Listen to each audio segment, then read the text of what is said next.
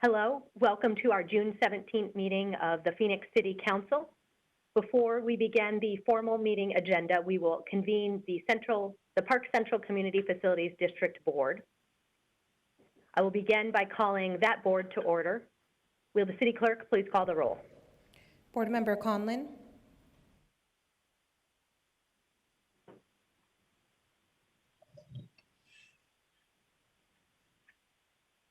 Board Member Conlon. Here. Thank you. Board Member Diciccio. Here. Board Member Garcia. Here. Board Member Gervais. Here. Board Member Nowakowski. Here. Board Member Pastor. Here. Board Member Stark. Here. Board Member Waring.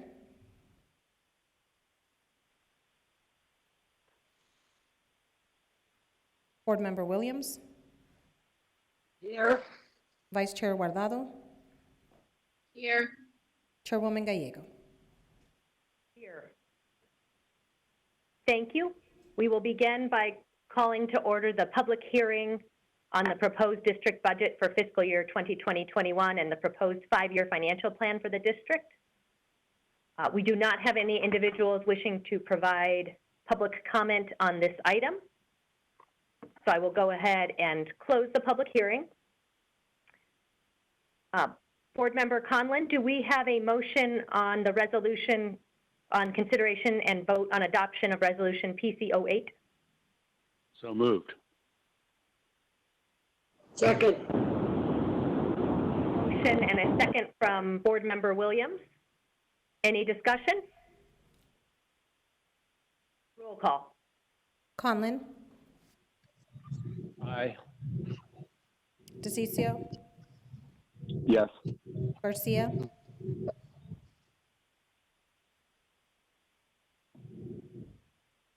Garcia.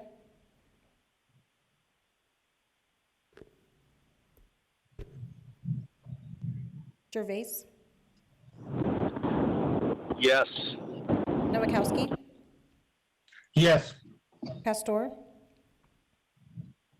Yes. Stark. Yes. Waring. Yes. Williams. Oh, sorry. Williams.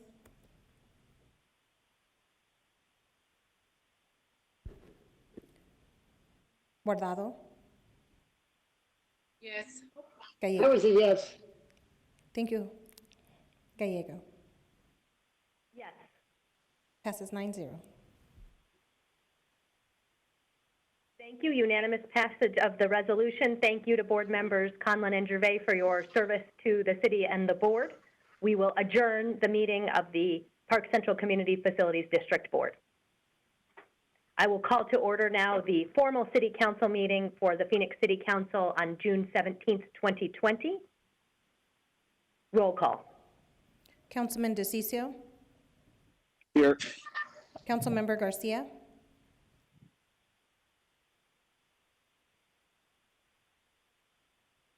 Councilman Nowakowski. Here. Councilwoman Pastor. Here. Councilwoman Stark.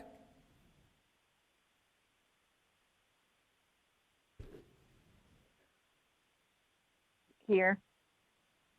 Councilman Waring.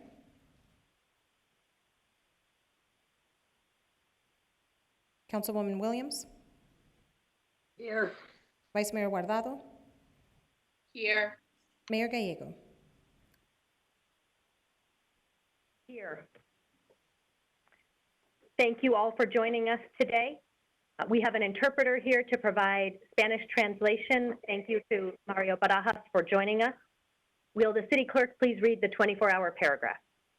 The titles of the following ordinance and resolution numbers on the agenda were available to the public at least 24 hours prior to this council meeting and therefore may be read by title or agenda item only. Ordinances number G6701, 6706 through 6707, S46713 through 46777, and Resolution 21837. Thank you. Vice Mayor, do we have a motion to approve mayor and city council board and commission nominations? Yes, Mayor, we have a motion to approve mayor and city council boards and commissions nominations. Second. All those in favor, please signal aye. Aye. Aye. Any opposed? Passes unanimously. Thank you. We next move to the liquor license applications portion of our agenda. Vice Mayor, do we have a motion? Yes, we have a motion to approve. Items 3 through 4? Yes, items 3 through 4. Second. We have a motion and a second. All those in favor, please signal aye. Aye. Any opposed? Passes unanimously. We next go to item number 2, which is an agenda item, the South Mountain Distillery in Councilmember Garcia's district. We do have 3 individuals here to address the council. I will turn to Councilmember Garcia for comments and possibly a motion.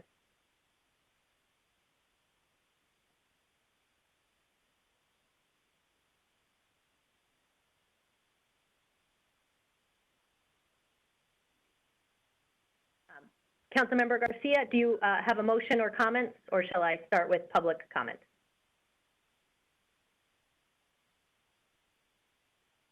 Mayor, maybe we should start with public comment. I don't see him on here. I think that is a wise suggestion. Thank you, Vice Mayor. We will go to the phones for members of the public and applicants. We'll begin with Jeremy Schneider, followed by Phil Carlson.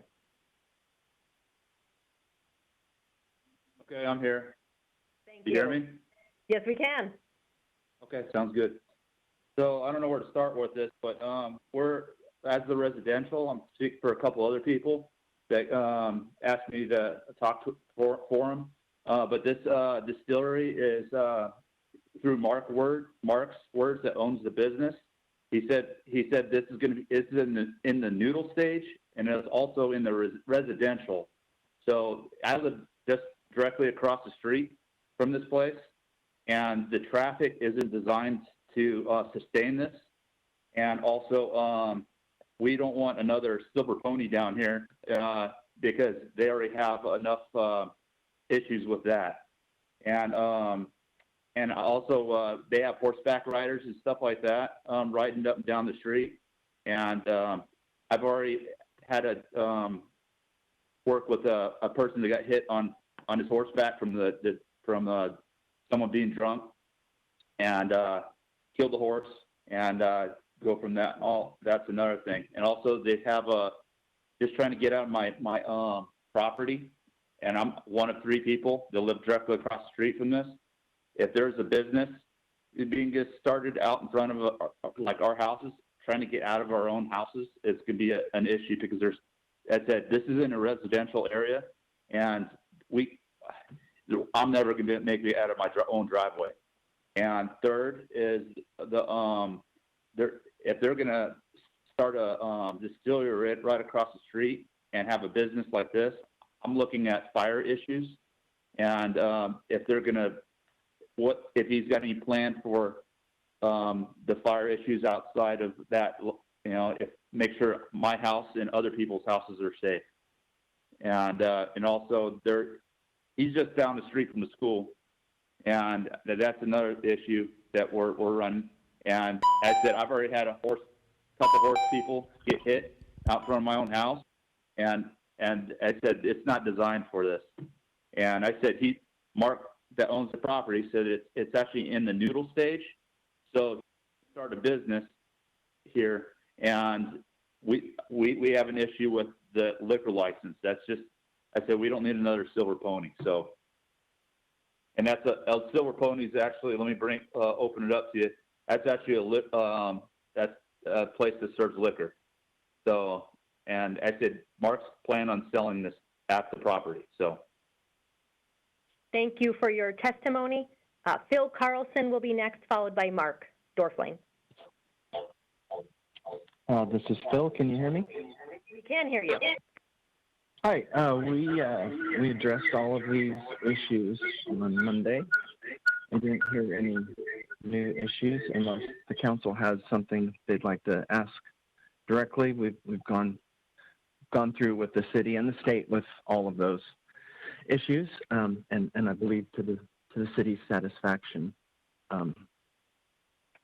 If there's anything that you guys want to ask regarding those, we answered all of those questions. All of those were raised.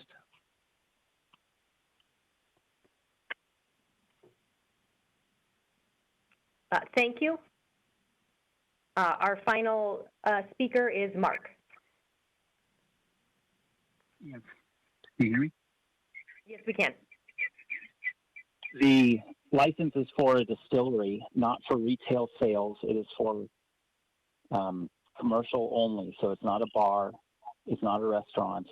It's strictly a distillery and brewery, not for public attendance or use. You will not have a tasting room or any public-facing activities on the site? We don't have any public-facing and parts of this business at this time.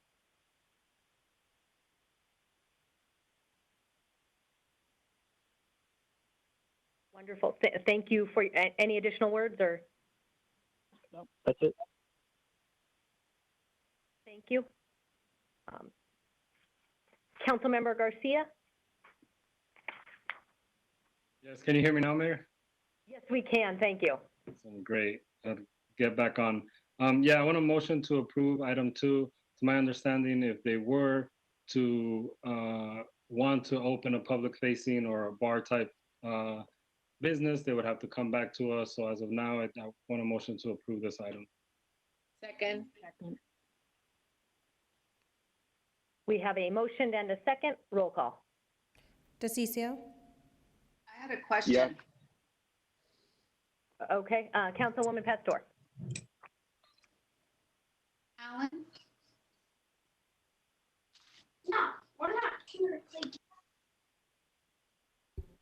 Is Alan there? Yes, I had a Councilwoman question Pastor. regarding, okay, sorry. I had a question regarding a constituent that was talking about the parking and not being able to get out of his area. One moment, Alan is coming forward. Questions about parking?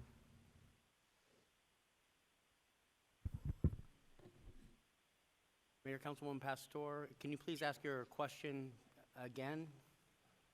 The gentleman was talking that it was by a residential area and that he was going to have difficulty leaving his home. So I just wanted to know from a zoning perspective, what if that's an issue? Mayor, Councilwoman Pastor, I would ask that Jennifer from the city clerk's office respond to that question about the particulars of that location, and then I can chime in from a zoning perspective at that point, if that works. However it works, I just wanted to be able to understand what the gentleman had said and wanted to understand if that was true. Thank you, Councilwoman Pastor, members of the council. We have Jennifer Wingenroth with the City Clerk License Services section who will provide a staff report. Good afternoon, Mayor and council members. I'm Jenny Wingenroth with City Clerk. Item 2 is a request for a new liquor license for an in-state producer. This location was not previously licensed for liquor sales and does not have an interim permit. A distiller is not a permitted use in this current zoning district. Staff recommends approval of this application, noting the applicant must resolve any pending City of Phoenix building and zoning requirements and be in compliance with City of Phoenix codes and ordinances. Thank you, Jennifer. I just wanted to make sure that that was on the record and known that they were planning on doing anything in the future, that they would have to go through the process through a process of zoning. Mayor, Councilwoman Pastor, that is correct. Under state law, the council recommendation on a liquor license is different than the zoning question. They would still be required to come in and rezone the property and meet the city's zoning requirements in order to properly operate a business. At which time any traffic issues could be addressed and worked out with the neighborhood through that process. Thank you. Any other additional council questions? All right, let's restart the roll call. Thank you, Councilman Diciccio, for voting twice. Diciccio. Yes. Garcia. Yes. Nowakowski. Yes. Pastor. Yes. Stark. Yes. Waring. Williams. Yes. Guardado. Yes. Gallego. Yes. Passes 8-0. Thank you. That concludes our liquor license applications for today. City Clerk, are we ready for ordinances, resolutions, new business, and planning and zoning? Yes, Mayor. Vice Mayor, do we have a motion? Yes, we have a motion to approve items 5 through 102, except the following: items 22 through 28, 30, 40, 48, 49, 52, 61, 62, 66, 68, 73, 79, 83, and 88. Items 59 and 63 have been withdrawn. Item 102 requested to be continued to June 24th, 2020, and excluding these items for public comment, 24, 61, and 88. Second.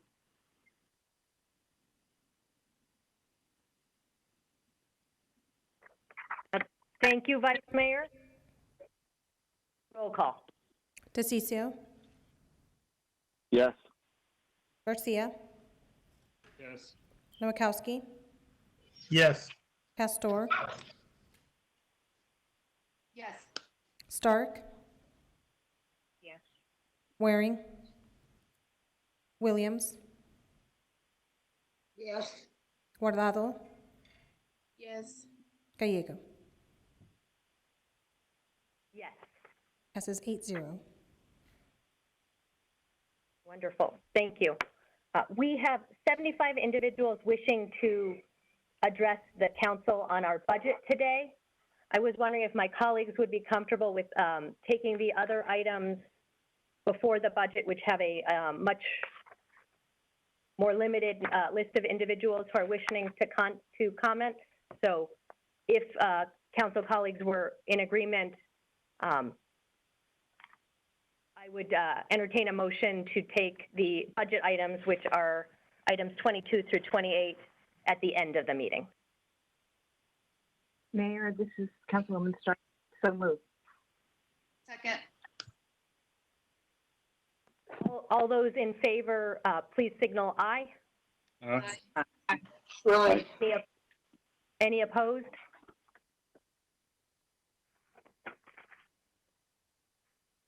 Passes unanimously. Thank you. I think we have several good news items, and I will turn to Councilman Diciccio for item number 30, which we will take next, an item on which he has been working. Councilman Diciccio, do you have comments and a motion? Well, thank you, Mayor. I do. This is, we had an incredible individual get killed on Pecos Road a few years back. His name was Haile Faulkner, an amazing man, real involved in the biking and cycling community, and it was a tragic accident is what it was. And because of that, the cycling community just got together en masse because he was such a beloved individual. And he was just an amazing person. I mean, I couldn't even get into all the things, but he's got an incredible family, Sally Faulkner, his children, Rachel, Emily, John. and the entire cycling community of Phoenix. I mean, it was just amazing what came out to show you how great of a person this was. And because of that, we've been working, naming this pathway, this cycling pathway after him. Because what better person would there be than someone who just wanted to encourage people to be outdoors, cycling, getting out, basically getting sun.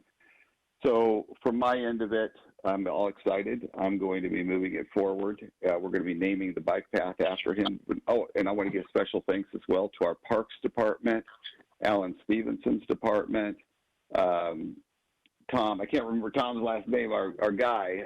He's amazing. Tom Remus. And who's Tom Remus? How could I forget him? I couldn't remember his last name. So, but Tom Remus was amazing on this. And then I also want to give special thanks to the Department of Transportation, the State Department of Transportation, their director, all the individuals that worked on this, which was quite a few. And we're going to have an amazing path here. It's going to be close to 11 miles in any one direction without any stops. And it'll be one of the first in the nation like this, I believe.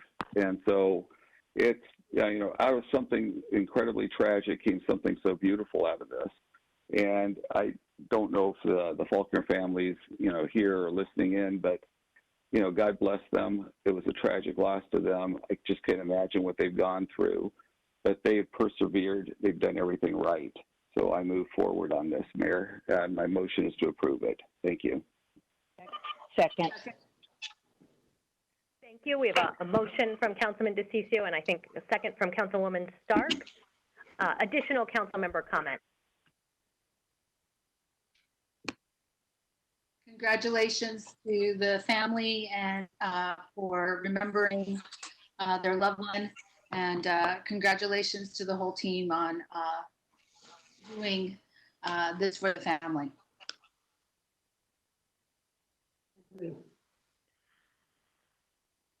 Thank you, council members, and thank you to our staff and the family and the community for your work on this. Roll call. Diciccio. And Mayor, thank you for all your help too. I should have acknowledged you. I'm sorry I didn't do that. You did an amazing job helping. You work hand in hand with our office. And I thank you so much for that, because without your leadership, I don't think we'd be here today. Yes, Mayor. Garcia. Yes. Nowakowski. Mayor, I'm a yes, and I also want to thank the councilman for his leadership in making this happen. Pastor. Yes, and thank you, Councilman Diciccio. I forgot to say thank you to you. Stark. Yes, and good job, Councilman Diciccio. Waring. Williams. Yes, and good job, Sal. Guardado. I vote yes, and congratulations, Councilmember Diciccio. Great job on this. Thank you for your leadership. Gallego. Yes. Passes 8-0. A unanimous vote. A nice success story for our city and for one family in particular who's given a lot.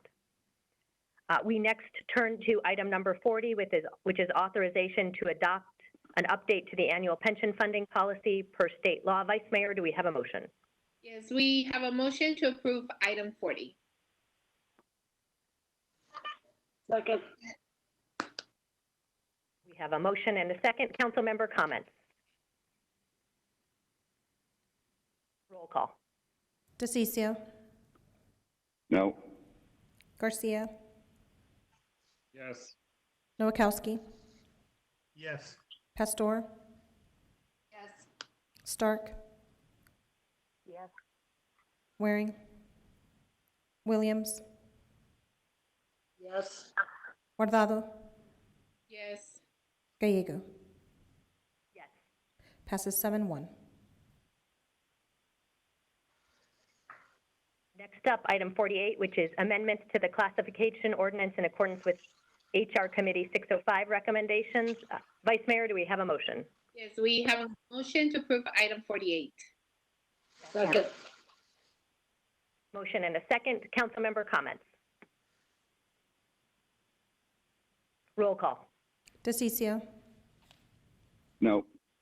Garcia, Yes. Nowakowski, Yes. Pastor, Yes. Stark, Yes. Williams,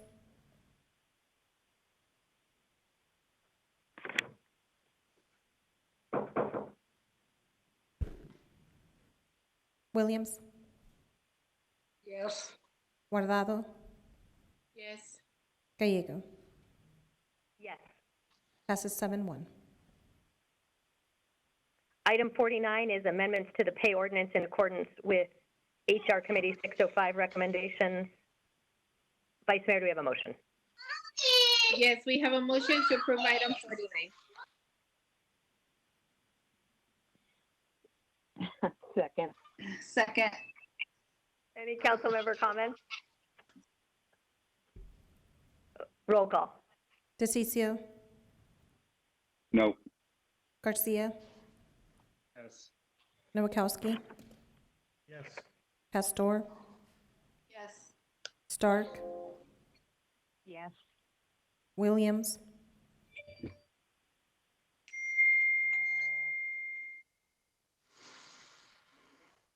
Williams, Yes.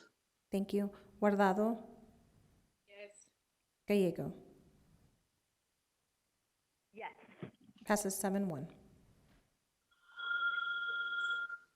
Thank you. Next, we move to item 52, which is the Arts and Culture Coronavirus Relief Program, our support for individual artists.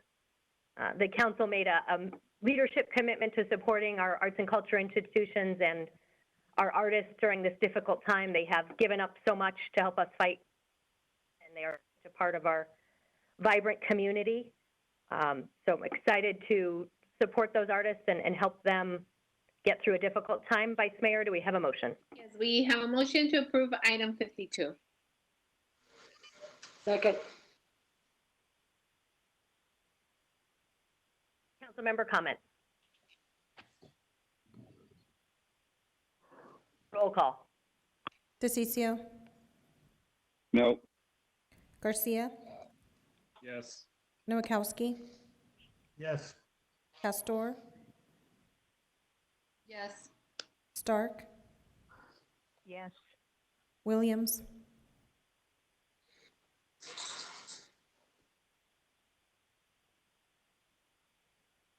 I apologize. Williams, Yes.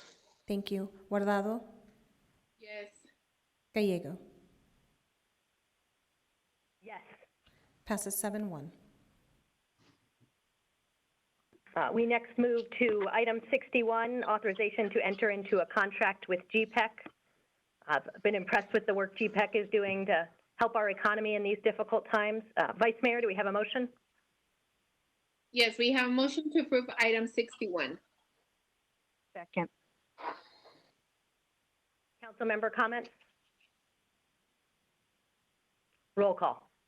Diciccio, No. Garcia, Yes. Nowakowski, Yes. Pastor, Yes. Stark, Yes. Williams, Are you saying Williams or Waring? Williams, apologize. I mean, yes, Phil. Guardado, Yes. Gallego. Yes. Passes 7-1. Wonderful, thank you. We need GPEC's partnership now more than ever. We next move to item 62, which is to enter into a contract to implement Enhanced Municipal Services District with Downtown Phoenix, Inc. Speaking of important partners in this critical time, Vice Mayor, do we have a motion? Yes, we have a motion to approve item 62. Second. And we did have two public comments, one in support and one neutral on this item, not wishing to speak, and no speakers wishing to present to the City Council. Council member comments? Well, Mayor, just for clarity, this is the Downtown Inc., is that correct? Yes, but I think this vote impacts Downtown Phoenix Partnership as well. Okay, got it.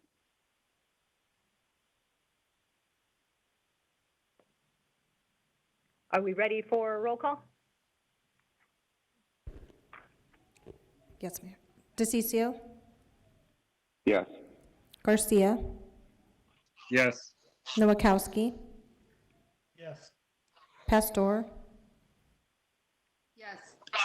Stark, Yes. Williams, Yes. Guardado, Yes. Gallego. Yes. Passes 8-0. Thank you. We next move to item 66, authorization to enter into agreements with various school districts for funding of school resource officers, noting that this item has been amended and from the council packet, and Phoenix Union is no longer one of the districts with which we would be partnering. Vice Mayor, do we have a motion? Yes, motion to approve item 66. Second. Second. Council member comments? Yes. Mayor? Yep. Council member Garcia and then Go Council ahead. member Diciccio. Yeah, so this is the SRO contracts, right? Correct. Okay, so Mayor, I think there's a couple of things happening is I don't know when all the districts are gonna go back. And then one in particular, which is Phoenix Union High School District, has not made a decision whether they will be having SROs or not on their campuses. And so I would like to make a substitute motion to continue this item for the August agenda.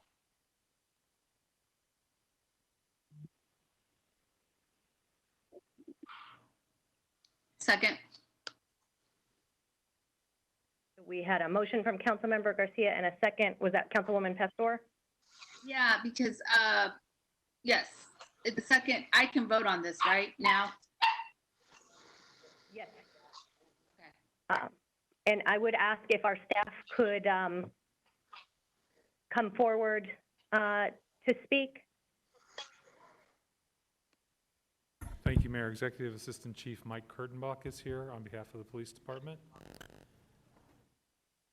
Chief Kurtenbach, would you be willing to tell us a little bit about what this vote does and the timeline for entering into contracts with school districts? Yes, Mayor and members of the council. So before you today, and I understand that the packet was amended to already remove Phoenix Union, but prior to that, what we were requesting permission to do is enter into agreements with 20 separate school districts to provide a total of 76 school resource officers to cover 86 schools. If this item, to your question, were to be moved to August, then we could not enter into agreements with any of the schools, and we would not be able to provide school resource officers to any of the other 19 school districts that have requested school resource officer service.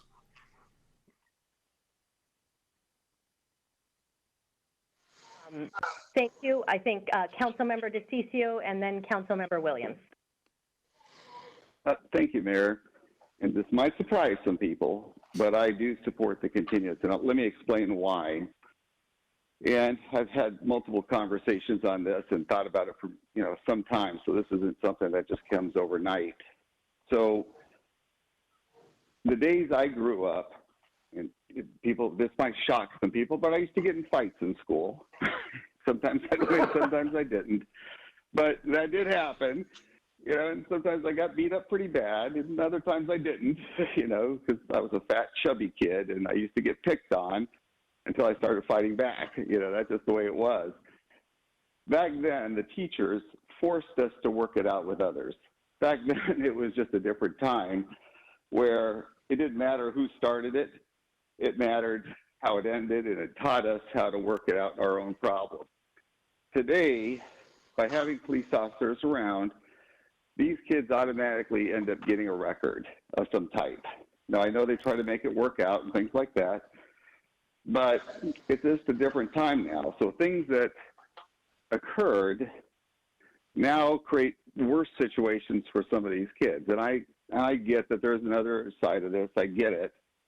I'm just giving you just a perspective as to this is something that I've been concerned about for some time. Plus, I think police officers need to be on the street. And if schools don't want them, they don't want them, you know. But by doing that, and I get the idea of having them there, and I think it's great because our police officers do an amazing job, and I think it's great to be able to show that side of our police officers. But when events do happen, these kids now, young kids, end up getting into far more trouble than I could have ever gotten in. I've probably been in jail 5 or 6 times in a year, you know? So it's just, I always have concerns when we have that in a school setting. And I do support them being on the streets. So I'm just giving you at least my perspective of this, Mayor. And I don't know where it's going to go. I just got dressed that it might happen, but it is something that I've given it a lot of thought, and it is concerning. And I also, you know, people would be surprised at this. I do believe in sentencing type reforms too. Not that we have any impact on that, but at the same time, you know, people are starting to get records now, and that never happened when I was a kid, ever. And I think it would hurt us moving forward in our lives, and it changes our perspective of the world. So I'm going to be supporting the motion to continue, Mayor. Thank you. Thank you, Councilmember Diciccio. Councilwoman Williams. Thank you, Mayor. When does school start? 1st of August? Anyone know? Mayor, Councilwoman Williams, it depends on the school district, but most schools will start in the first week of August. I'm concerned because I know how many times you took guns or knives off of students. And I know it gives a lot of comfort to the teachers. I think I will depend upon the school districts to tell us where they think they're needed. But if they decide otherwise, they can always cancel the agreement, can't they, Chief? Mayor, Councilwoman Williams, that is correct. They can cancel. Okay, thank you.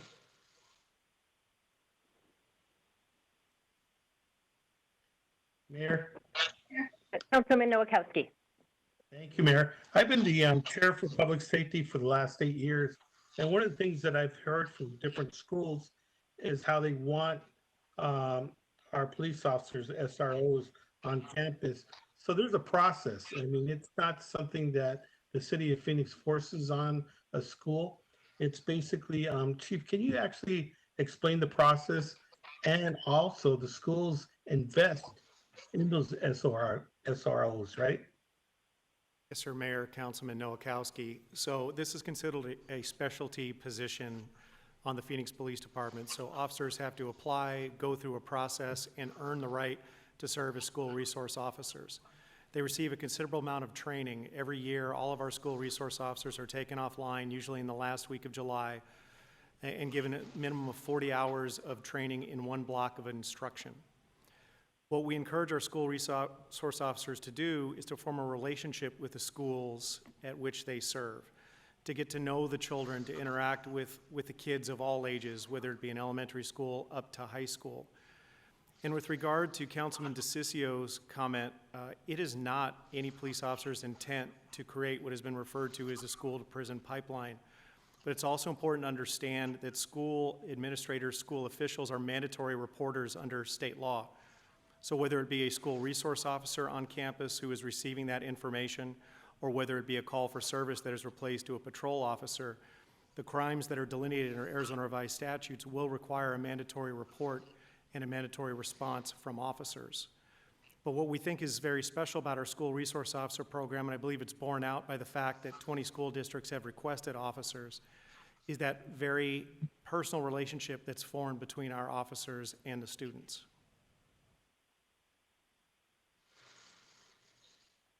Now, Chief, can I have a follow-up question, Mayor? Please, Councilman Nowakowski. Thank you. So Chief, just to inform the public, 75% of the salary is actually paid by the school, isn't it? That is correct. And the other thing is that we don't force any SROs on campus. It's something that they apply for and ask the city of Phoenix if they can provide officers on their campuses because of a safety need or that the parents of that school would love to have police officers on campus. Mayor, Councilman Nowakowski, that is also correct. And then basically, if the police officers aren't on campus, that would free us up to have more police officers out in the community doing more community policing than in the schools as SROs, right? Mayor, Councilman Nowakowski, that is true that the 76 SROs that are being asked for under this proposal would be freed up to whether it be work patrol or go to other specialty assignments.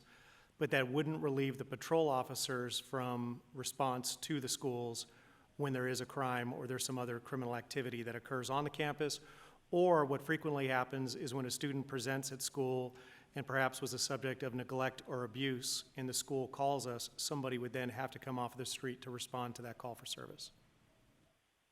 And Chief, when I was growing up through grammar school and high school, we didn't have these shootings, mass shootings that we have now throughout the country. And thank God we haven't really had one here in the city of Phoenix.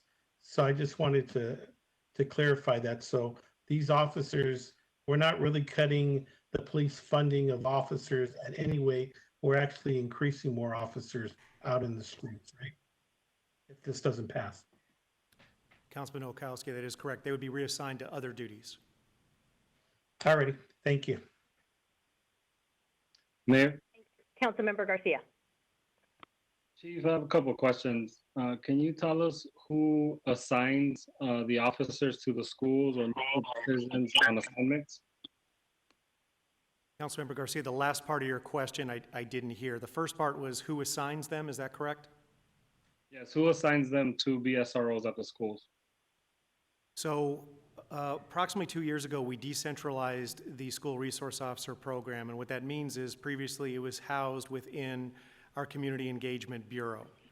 I served as the commander of the Maryvale Estrella Mountain Precinct, and I thought it odd that the school resource officers that worked at schools in my precinct actually reported to a separate chain of command. So in my current position, I have assigned them back to the chains of command in the precincts in which they work. So those schools that are in the Maryvale Estrella Mountain Precinct are responsible and report to the chain of command in the Maryvale Estrella Mountain Precinct. Why that matters is then that precinct is responsible for conducting a selection process for the school resource officers in that particular precinct. So of the 7 police precincts, those 7 precincts are responsible for conducting those processes for those schools that have requested SROs. And that's the folks that are in charge of the precinct make that decision, or who makes the decision?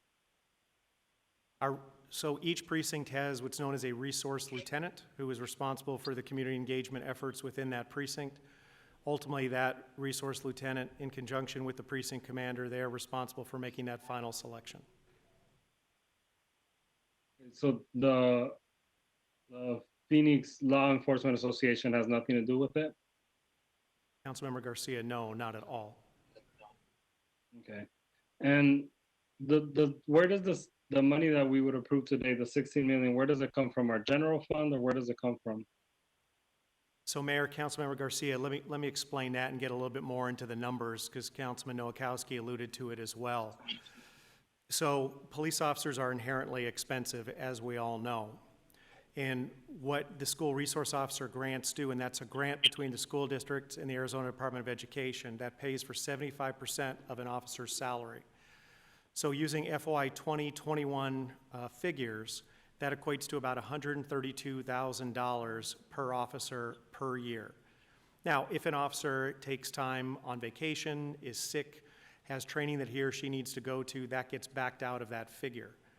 But if you took that totality of 76 school resource officers at $132,000 that's paid for through these grants, that's a little over $10 million that would then hit the general fund. Okay. And the other thing is, what happens if, like, for example, Phoenix Union doesn't decide to renew the contract themselves how does that work between us and them? So Mayor, Councilmember Garcia, that's any school district's prerogative. So as it relates to Phoenix Union in particular, if they elected to not have any school resource officers, and to be clear, they also have school safety officers or SSO officers as well who provide additional duties on the campus, then if there was an incident that occurred on the campus, whether it be a duty report or something else, they would call 911 or Crime Stop, and the next available officer from patrol would respond to that call.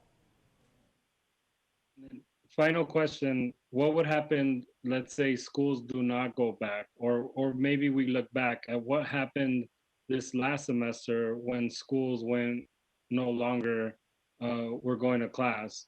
What happened to the SROs, and what will happen if, because of COVID, schools don't return in the fall? So Mayor and Councilmember Garcia, as it relates to COVID this past year, because of the existence of the contracts, many, if not most, of the school districts required that their school resource officers, in fact, stay on campus. So whatever those functions were that were on the campus, even though students weren't present, they asked that those school resource officers stay, or if we pulled them from the campus because of the existence of the contract, that we would be required to reimburse the difference. So to your larger question of what would happen in this upcoming school year, if we entered into these agreements and the officers were not requested on campus for whatever duties, perhaps teaching some law enforcement related education online to students who are receiving services online, doing follow-up at some of the homes where maybe there was an allegation of child abuse or neglect, then they would be available to be redeployed elsewhere within the department. Would it make sense if we waited longer to see if schools are coming back or not? So Mayor and Councilmember Garcia, we of course will take direction from the council. My only concern is for those school districts that actually would like to have an SRO on campus at the start of the school year with the onboarding and with the orientation, that wouldn't be available. Is that something that could be overcome if that is the will of the council? Of course, but that would be my concern in response to your question. Thank you. Mayor? Was that Councilwoman Pastor? Yes. Chief Kernbach, due to COVID and everything, schools on onboarding and everything like that, what I know today will also change tomorrow, but that onboarding is going to be through virtual meetings or virtual WebEx. And so do you think that would hinder, if we were to continue it to August, would it really hinder their onboarding? Because schools have several different plans on how they are going to open.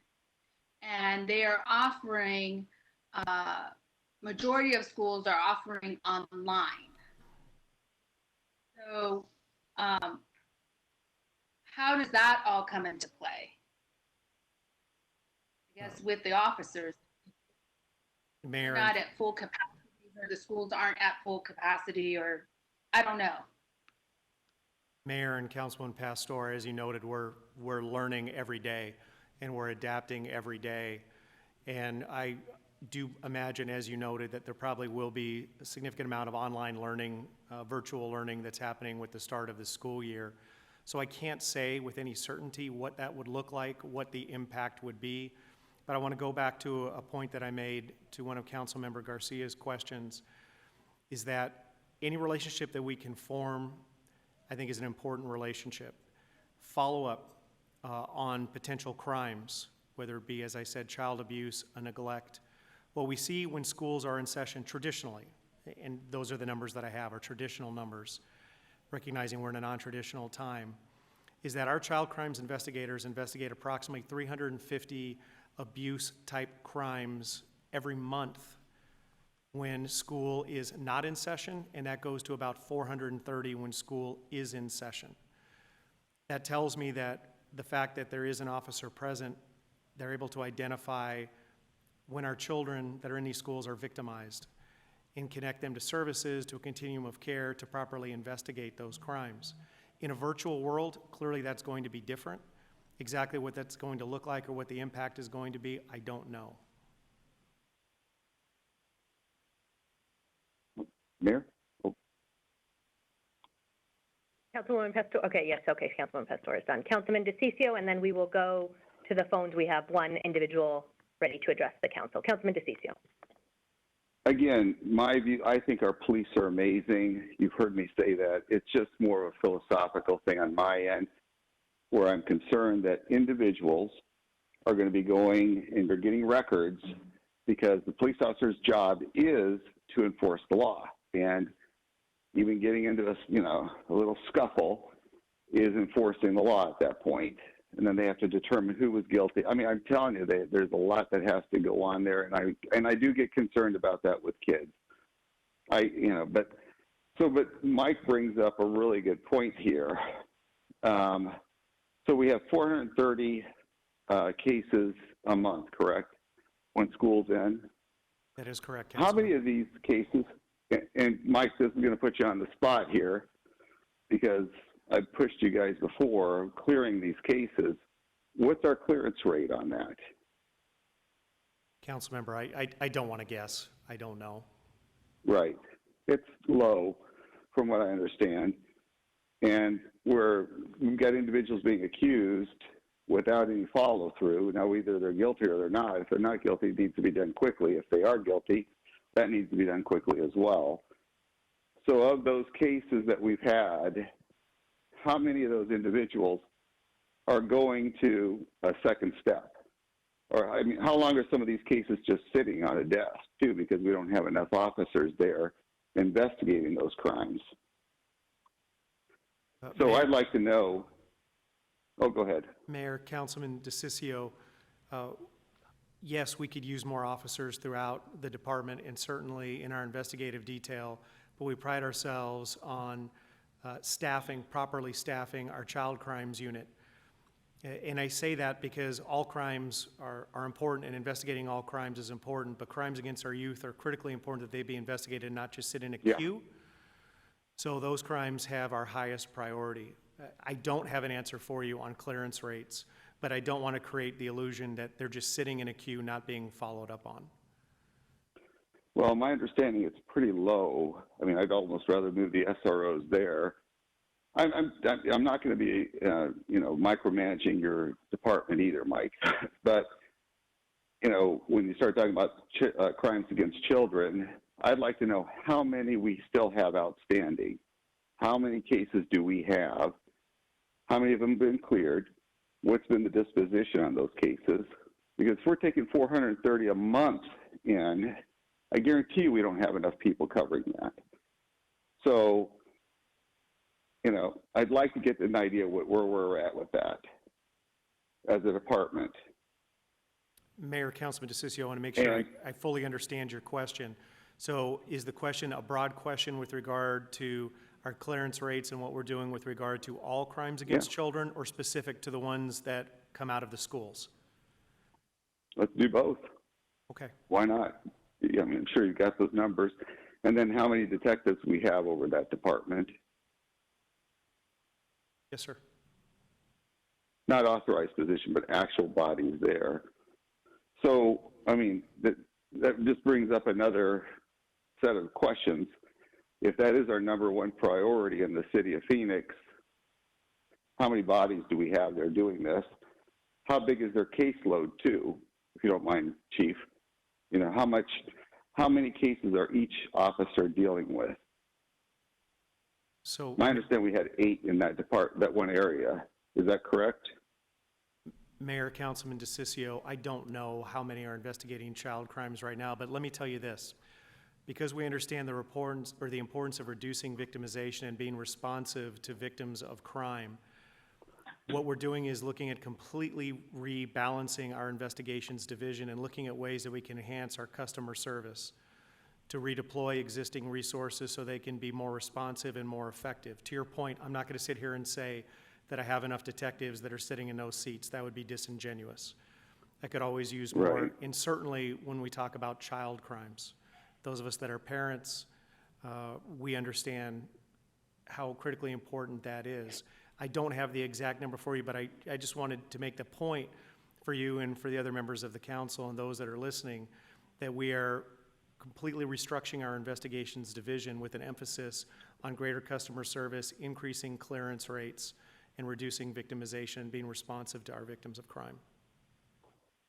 And I get where you're going on that. You're just saying we're going to, but we're not there today. We're looking at reorganizing. We're reorganizing. I'm just giving you a thought here, Mike, because this has been another issue of contention for me is the child crimes, how many individuals we have there. And, some of these dispositions occur, right away, but others don't. So when we look at these dispositions, we can't look at things that are automatically, taken off the table, right? We got to look at how, I just want to know how many cases we have. So let's get into that. Let's get into how many officers we have there and whether or not this would be a better way of deploying those individuals, just as a thought, especially since they work with them every day. Thank you, Mayor. Thank you, Councilman. We have Christian Nunez with us by phone, a member of the public, to address the council. Christian, thank you for your patience and willingness to speak on this topic.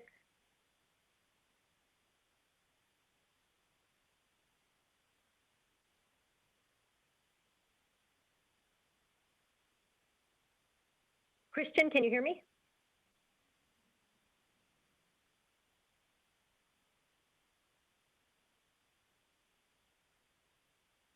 Mr. Nunez, we have unmuted your line if you can hear me.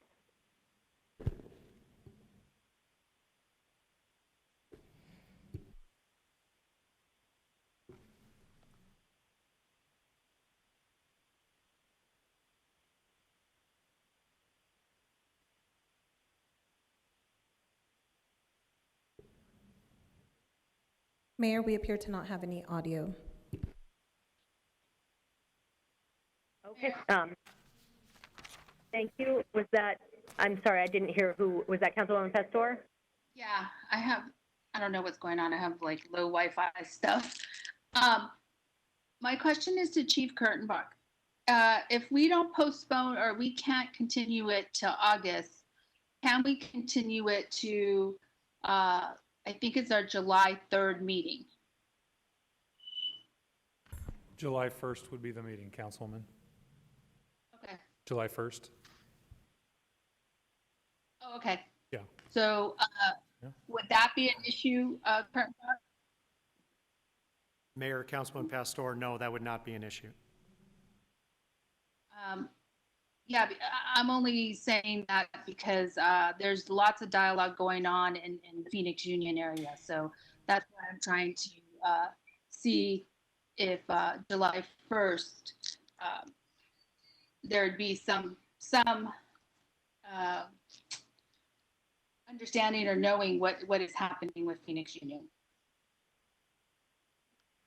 And Councilwoman Pastor, could you tell us the schedule for Phoenix Union? I had understood they were not meeting until July on the. They're not meeting until, or we don't have another meeting until, I don't have it in front of me, July, I want to say 22nd. But what's happening is right now there's a lot of stakeholder meetings going on. So they should be able to get a sense of where the board is at that by July 1. Mayor, no. Thank you, Mayor. I thought we weren't talking about Phoenix Union so that Laura wouldn't be conflicted out of this conversation. So for just clarification from the chief, it's the schools that apply through the Department of Education, and then the department sends us a notice that there's a request for a Phoenix PD. Is that the process? Mayor, Councilman Olkowski, yes, that is the process. And also, and Mayor Councilman Nowakowski, just to clarify too, the item before you today does not include Phoenix Union High School District. at the request of their superintendent earlier today, we withdrew the Phoenix Union portion of the item. So the item as it stands is 19 school districts today rather than 20. Yeah, so I think the conversation of waiting for Phoenix Union till July, that's not even a conversation at this table. So the other thing too, just a note, I know that we have a wake up program. There's about 26 different wake up programs throughout the city. And then also the drag racing, the anti-graffiti programs, all that. Would that be affected by the SRO programs going away? Mayor, Councilman Nowakowski, the Wake Up programs, as you noted, are run by our school resource officers. So by extension, if we don't have school resource officers, it would stand to reason those programs would go away. All right, so then that means the drag racing that we're experiencing here in Phoenix and also the anti-graffiti programs would be affected by it. Thank you for that clarification. Thank you. Councilmember Garcia. I had a motion to go till August. I'm fine with the July date. To me, it's more about also determining whether the schools are going to open and what all that's going to look like. And if we give these next 2 weeks for schools to figure that out and us be more clear on what the demand's going to look like, that would be better.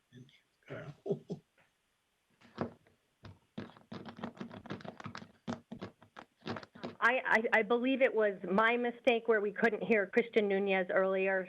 Still learning WebEx. So could we try Christian again? Hello, can everyone hear me? Now we can hear you. Okay, thank you, Mayor, for letting me on. For those of you guys who don't know me, thank you again for the introduction. My name is Christian Nunez. I am a senior attending Mountain Point High School, a Black senior at that. First, let me just say that, you know, all students can agree with me in saying that our experiences are not defined by the classroom, that we live lives just like everyone else outside of it. You know, we have a double consciousness that allows us to see the world from multiple identities. And in the wake of the recent events, it seems like our identities, whether it be our race, religion, our culture, ethnicity, our profession, are being the ones that are dividing us, right? And there's a lot of disconnect right now, and it will continue to be that way until we have conversations that lead to action among one another.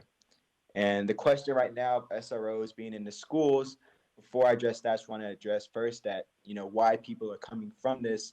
You know, it's because many students and parents of students right now of, you know, not just Black and brown students, but, you know, every student, you know, is going through an emotional battle, whether it be a fear of sadness, frustration. You know, it's becoming difficult to see the sight ahead of us. And what I would say is, one, we cannot let our emotions get ahead of our, you know, logical sense.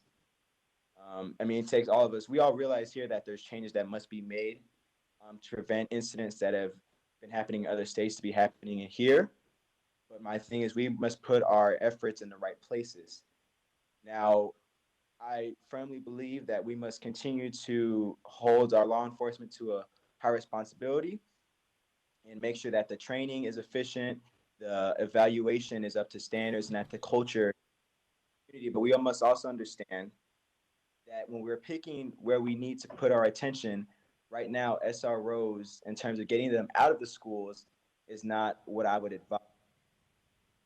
Now, it is my understanding that my time. You can go ahead and finish your thought. Yeah, it's my understanding that the board has the power to enable the contract that allows schools to make this decision. By all means, yes, go ahead. I am in favor of that, because ultimately it's up to the students to decide, you know, whether they feel safe. But I will say this, to remove SROs is to remove that first line of defense and to remove any initial interaction that could foster good relations between an upcoming generation and the law enforcement. And, you know, I would just really hate to see that in the wake of everything that's happening, all of our focus and attention is diverted to an issue such as SROs when the lives of students and everyone else is impacted on a much bigger issue. Thank you. Thank you so much, Christian, for your testimony. and important perspective on this issue.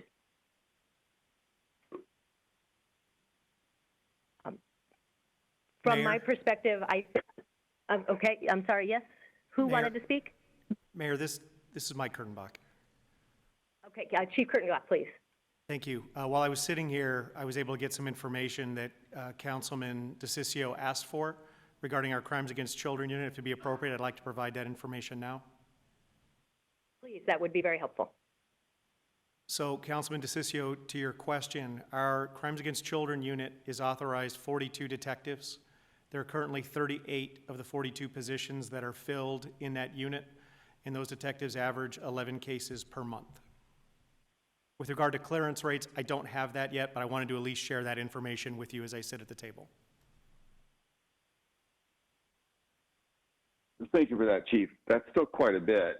I mean, and that piles on and piles on every month. But either way, I appreciate the response back. Thank you for that, Chief. You're welcome.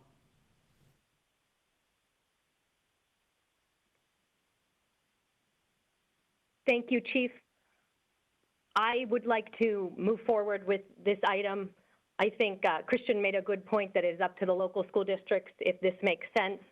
And I trust that the school board members have a good understanding of what makes sense for their community and what is benefiting their students. I appreciate the department's commitment to continuing to look at the SRO program and understand what are the best practices and how can we make it work best for our students. We'll be partners with our school districts, and if they think it makes sense, that's important to me. If they believe it's not appropriate, I absolutely support their ability to make that decision. I've heard from people in our community about important stories, including young people who felt more comfortable sharing a story about abuse with an officer who was in their school and more available, and I think that is important as well. I do take seriously the concerns that my colleagues have raised today, and I think we can continue to work on the program to address them, but I would like to move forward with this item today. Mayor? Councilwoman Stark. Thank you. I would too. Some of these schools start the first week of August, albeit they may not be in a classroom, but it sounds to me like some of the districts are using the SLRs. So I think we need to start working with those school districts. So I want to move forward as well. Thank you. Councilwoman Williams. Thank you, Mayor. I know the school down the street from me starts the first week of August, and they have split the classrooms. They expect to have the class attend.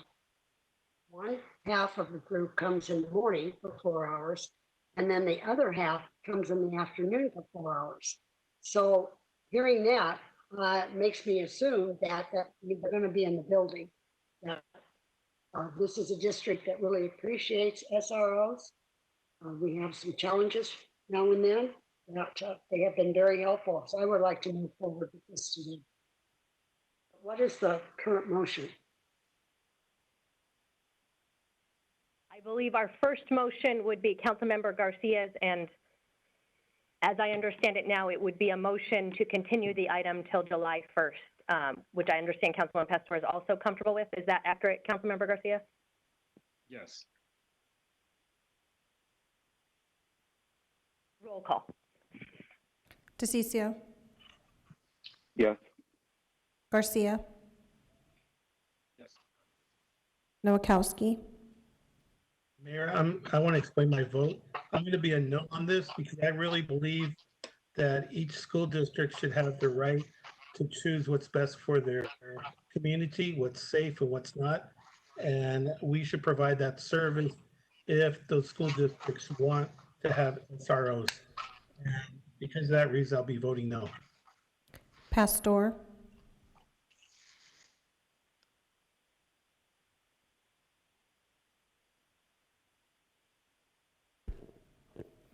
Pastor, I apologize.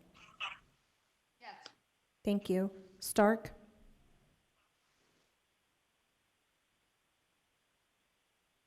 No. No. Waring. No. Williams, No. Guardado, Mayor, I'm going to explain my vote. Please. So I just wanted to say that I want to support leaving the decision up to the individual districts and making sure that they have the flexibility to decide if they want to continue with the program. I feel like I'm in a very tight spot where I have areas of the district that truly like love their SROs. So I'm going to be voting no. Gallego. No. The motion fails 3-6. And we are back on the original motion for item 66, which was made by Vice Mayor Guardado to approve item 66 and seconded by Councilwoman Stark. Thank you. Roll call. Diciccio, Yes. Garcia, Nowakowski, I'm a yes. Pastor,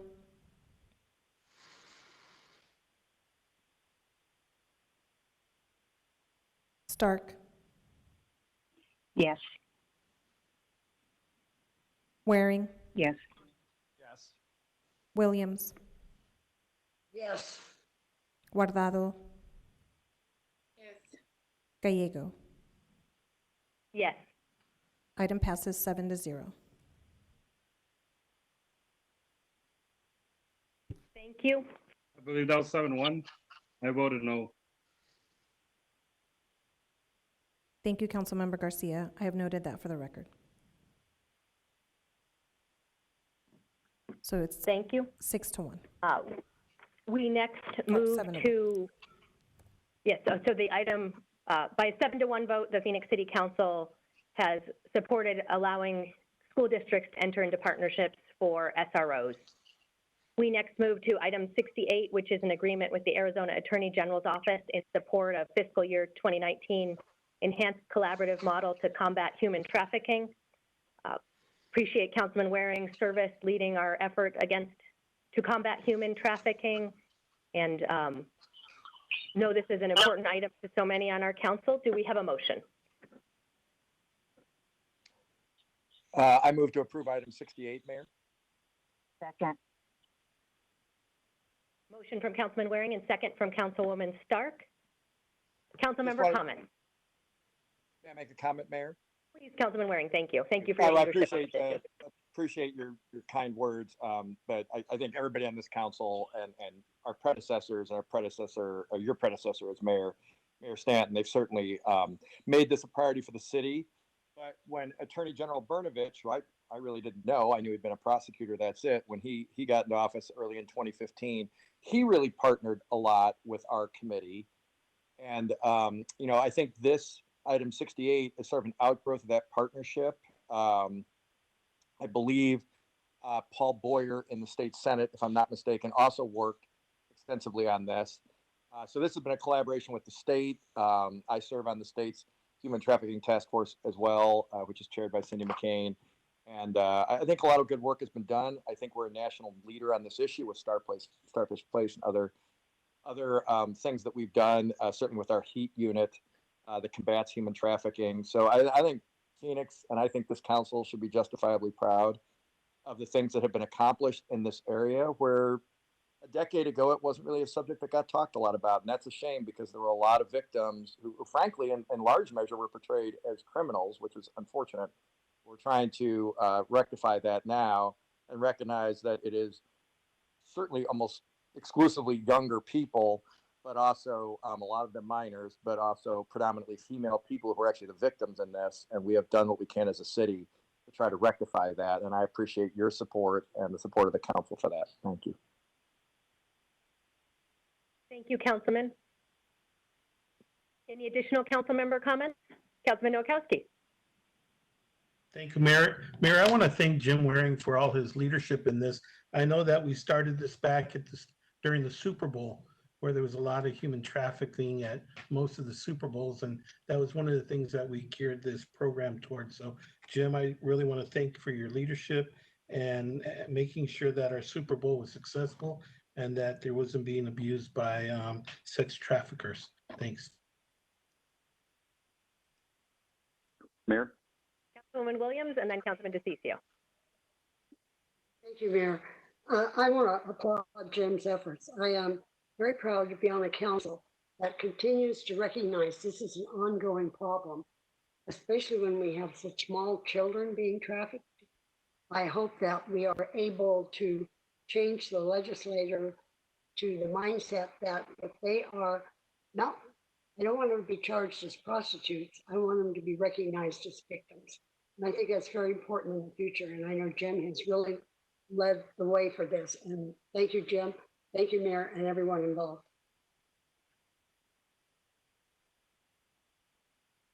A great partnership. Councilman Diciccio.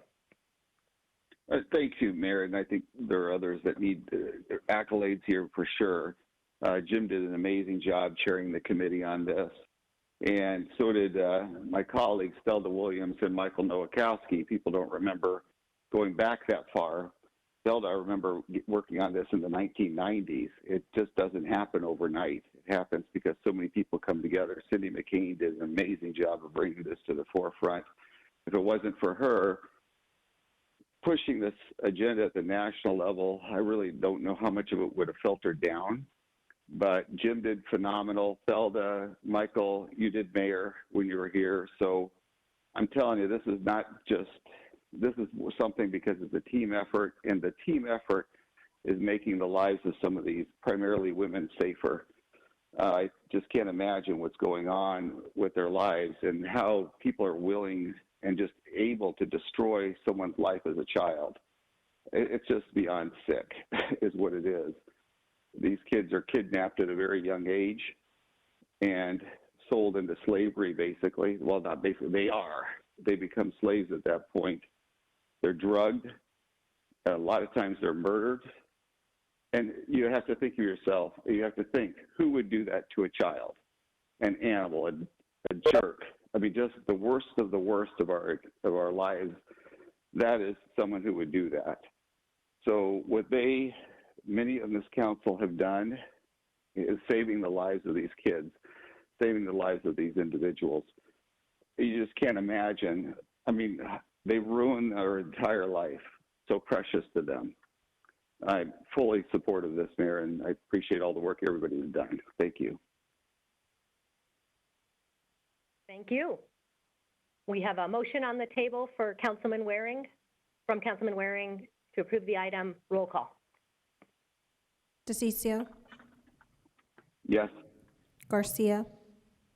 Yes. Nowakowski. Yes. Pastor.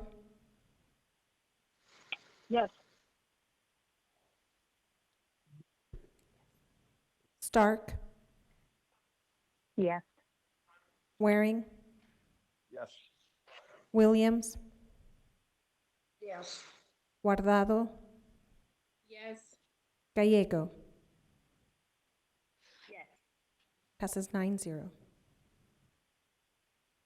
Wonderful. Thank you. We next move to item 73, which is a request to issue parking management services RFP and extend the current contract. Vice Mayor, do we have a motion? Yes, we have a motion to approve item 73. Second. And then I had some questions, Mayor, about it. Please, Vice Mayor. So the question is, Ed, are you there? Yes, Vice Mayor. So through the RFP process, do we also score the companies based on employee benefit package? Thank you, Mayor. Vice Mayor, Aviation Director Jim Bennett is here. He can describe that specifics. Mr. Bennett? Mayor, and to Vice Mayor Guardado, the request for proposal does have a component in there under the operational plan where the benefits and the way employees are treated and the categories of classifications of positions are scored as part of the evaluation of their operational plan. So then do we score them? I mean, and the reason I was asking this is because as we're moving forward with COVID, with the pandemic, with everything that's going on, and given the conversation that we were having yesterday of this great, amazing new vote that we took on making sure that we stop the spread of homelessness and that we provide good jobs and that we have affordable housing. I don't think that we want to be in the business of having more workers at the airport that are going to be on state assistance. I know that at this moment we have a lot of workers at the airport that cannot pay for their own health insurance, so they have to depend on the government to be able to get insurance for themselves and the workers. So I wanted to see if it was possible for us to make sure that we're scoring them on the type of benefits that they're not only the treatment, but what type of benefits are they giving to their workers? What type of pay? I think that the airport can be incredibly helpful on making sure that people don't go into homelessness and that people don't have to live on state assistance to be able to provide for their families. So I wanted us to be able to make that as an add-on as well.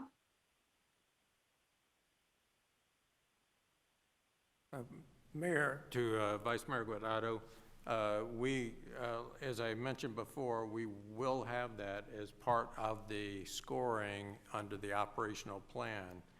And the benefits package is something that is evaluated as part of the plan. And for instance, the existing or the incumbent provides, there's an exhibit in the contract, and they provide medical, dental, vision, healthcare, dependent care spending accounts, 401k contributions, paid vacation, those kind of benefits. And so the proposers that have a better plan are given a higher score in the evaluation process when reviewing the operational plans. Okay, great. Thank you. So just to confirm for the Vice Mayor on her question, that will be scored in the RFP? Yes. They will be scored on that benefit package. Great, thank you. Councilwoman Williams. I just had a quick question for Jim. I want to approve of what's proposed here, the RFP and the extended current contract.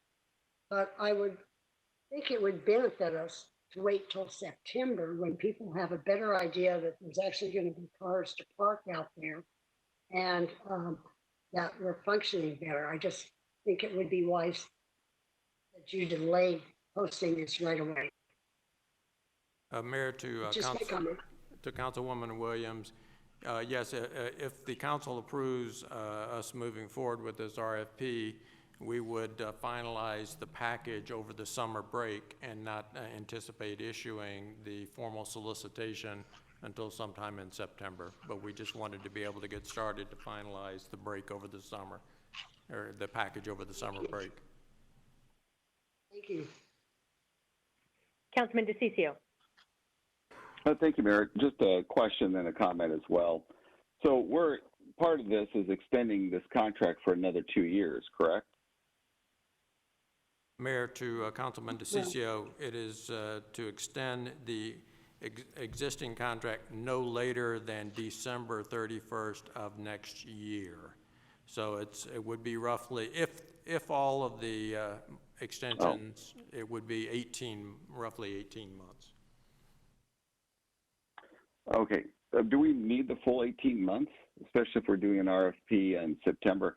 The reason I'm concerned about that is that sometimes we delay these things out. I've seen RFPs go out a lot sooner than that, Jim. Mayor, to Councilman Diciccio, as we indicated, the plan is that we would not issue this until after break sometime in September, as Councilwoman Williams was noting. And it would be our desire to have a recommendation in front of the council before that December the 31st date of 2021. But out of an abundance of caution, we want to make sure we have enough time to do this properly. This is a very large contract. There will be enormous amount of interest, and we also have to build in time for protest should someone want to challenge the RFP process.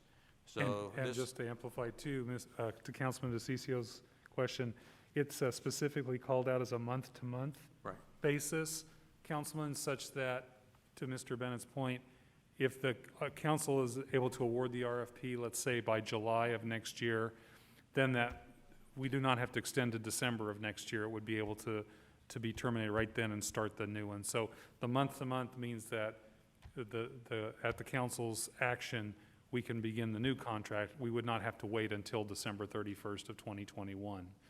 But if there's, for whatever reason, some sort of protest that delays it longer, then we have that ability to continue that service uninterrupted.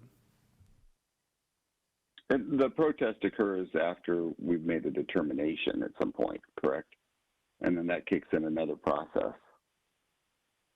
Mayor, to Councilman Diciccio, the protest would occur at that time after we publicly post who our recommended vendor is.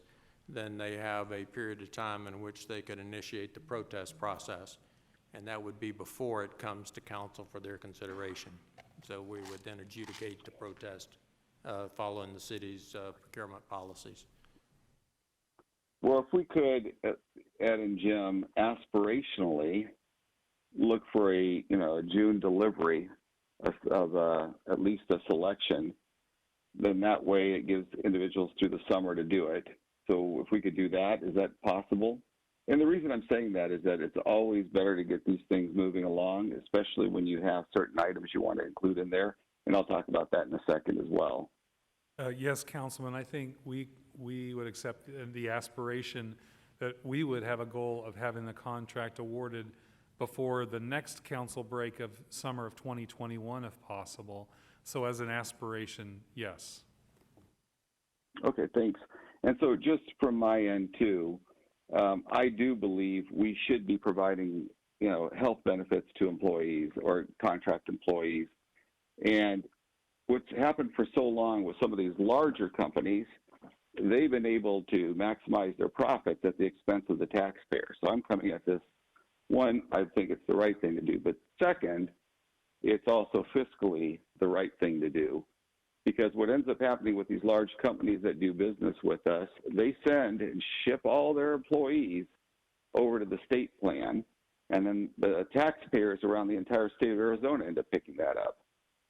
It just sets a bad example. It's hard when government goes out and does the preaching and doesn't even do it for themselves.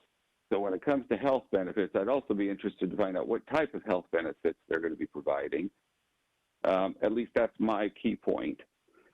I strongly believe that as a government, as a city, we should be requiring those that do business with us to provide health care. Otherwise, they're going to be sending it over to the state, and it just becomes this terrible cycle as to what it goes on. So from my end, that's what I'm going to be looking at, and I appreciate it. Thank you. I'll be voting yes. Thank you, Councilmember Diciccio. Any additional council member comments? Roll call. Diciccio. Real quick. Oh, I'm sorry. My screen keeps freezing, so I apologize if I missed people. Councilmember Nowakowski. Jim, just a quick note. So during the RFP process, there's a scoring sheet there that we ask the applicants to be scored by. Can we add that in there somehow, some way, making sure that there is some type of health insurance and some type of to be put in the scoring process? And also a big concern of mine is community involvement. giving back to your community, getting involved with nonprofits and helping to build Phoenix up, right? Is there a way to put that into the scoring process also? Those are great points.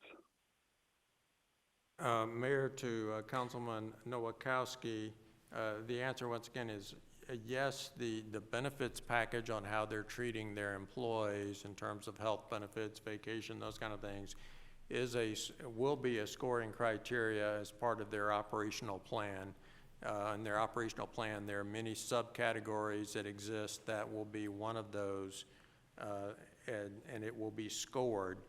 The issue about requiring them to participate in the community, I'm going to have to yield to it's the city attorney or the procurement attorneys on that specific question.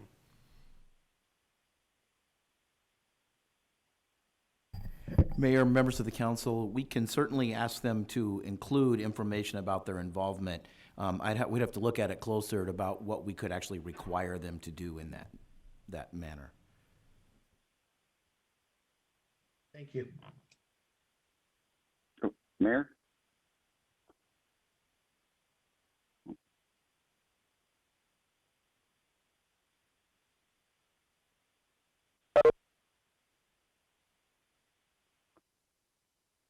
Mayor? Vice Mayor, sorry, little technical issue. No, it's okay. So I just wanted to say that I'm glad that we're only extending this for only 1 year. I think I am also glad to see that the RFP that we're issuing out for the parking management at our airport includes a provision for worker retention, which in these moments I think it's very crucial. It is incredibly important that we protect workers from any sort of layoffs at the event of if we have a change in the contract. But I do want to go back to something I brought up yesterday during our discussion on housing, and that is thinking about ways we as a city can help create good jobs. I think this contract is a perfect place for us to raise the standards for workers. Prior to COVID, this parking contract generated 91 million in yearly revenue. This makes it the largest non-aviation source of revenue for our entire airport. Like I said, I asked that we include this in the RFP. I'm very glad that this has been included in there, that we're able to see the benefit package for these workers. I think as we continue, like I said before, as we continue moving forward on issues to address homelessness, and as we start to tackle down the pandemic and trying to do the best that we can, I want to be supportive of this, given that we have these provisions in the contract. Thank you, Mayor. And Mayor, Vice Mayor, just to clarify, the extension is for 18 months on a month-to-month basis. We did say our aspiration would be that it would be done within a year, but the extension is a month-to-month for 18 months, up to 18 months. Right, got that. Thank you. Thank you. Thank you. Was that Councilman Diciccio who wanted to speak next? Go ahead, Councilman. Yeah, thank you, Mayor. It's just that I keep hearing all these really good ideas. I'm like, oh yeah, we need to do that. I think following up on what both Councilman Guardado and Michael Nowakowski mentioned, I would like to see a Arizona component in there too. These international companies, and we've seen it. I mean, they're literally consolidating and they're just driving all these small guys out. And that is happening across the world, not just in the United States, but across the world.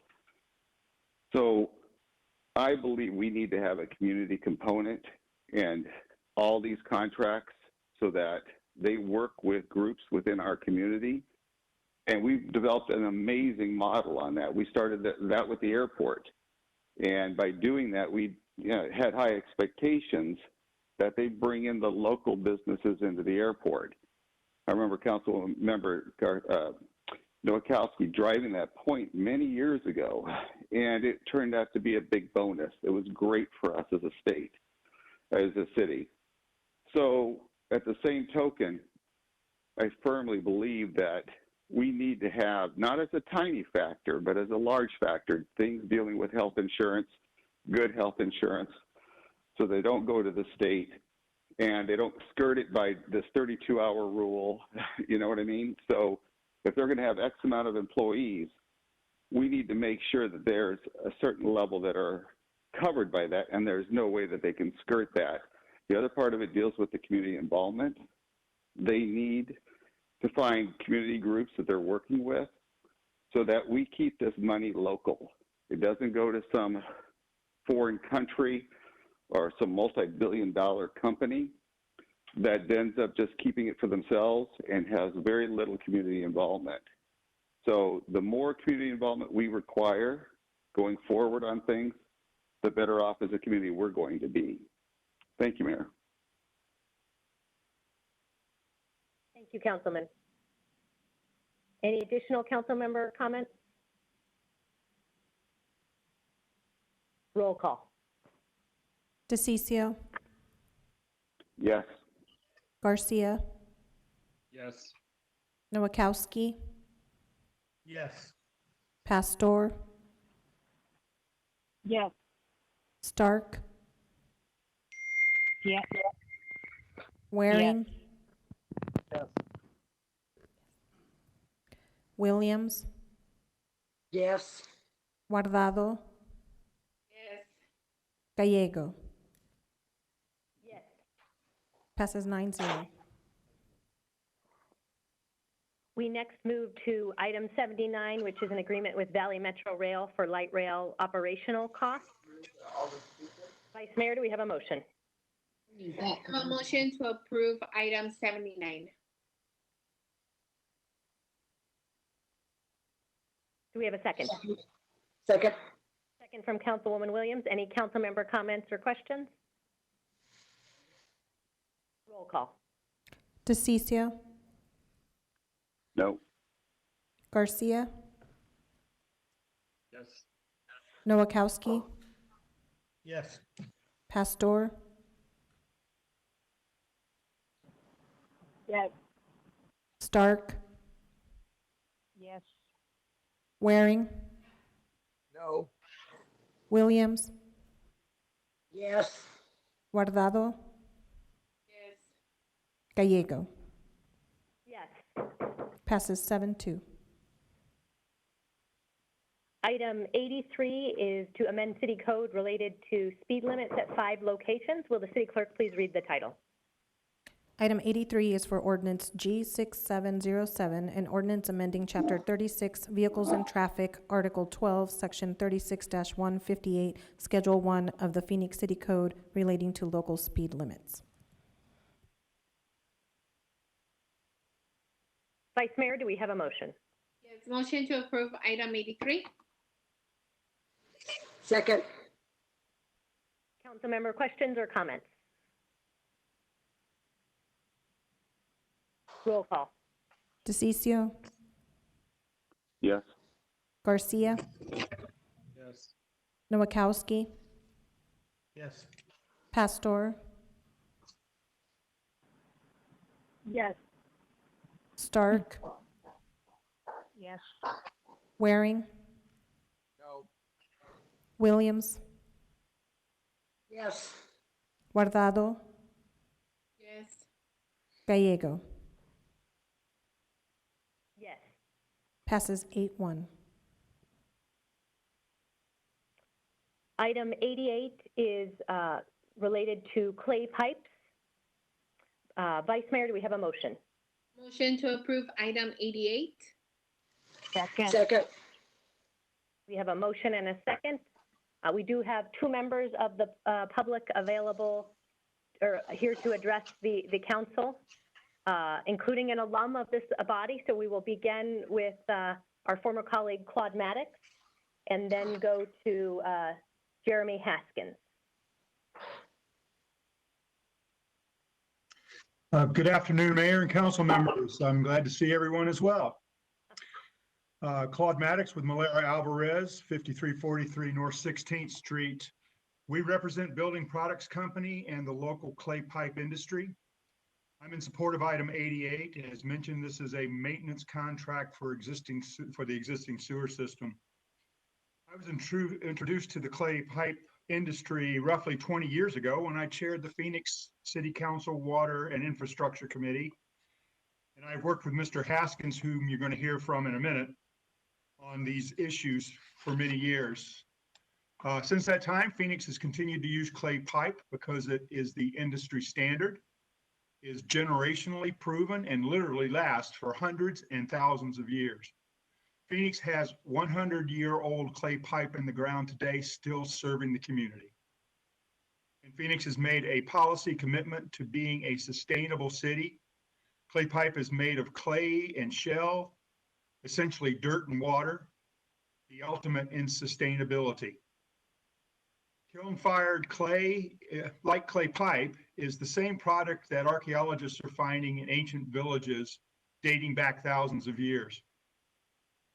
Continuing to use clay pipe is the best value for the taxpayer because it is environmentally compatible and its longevity for the sewer system. So I respectfully request the council vote yes on item 88, and I am happy to answer any questions the council may have. Councilwoman Williams. Thank you, Mayor. I just want to challenge Claude for just a second. I know you were chair of the water committee, but I think you really learned that all from a former council person, John Nelson.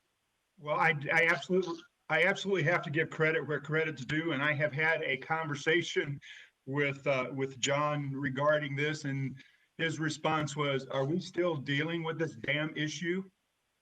I know he's very supportive. Thank you. Thank you. Thank you both. Jeremy Haskins.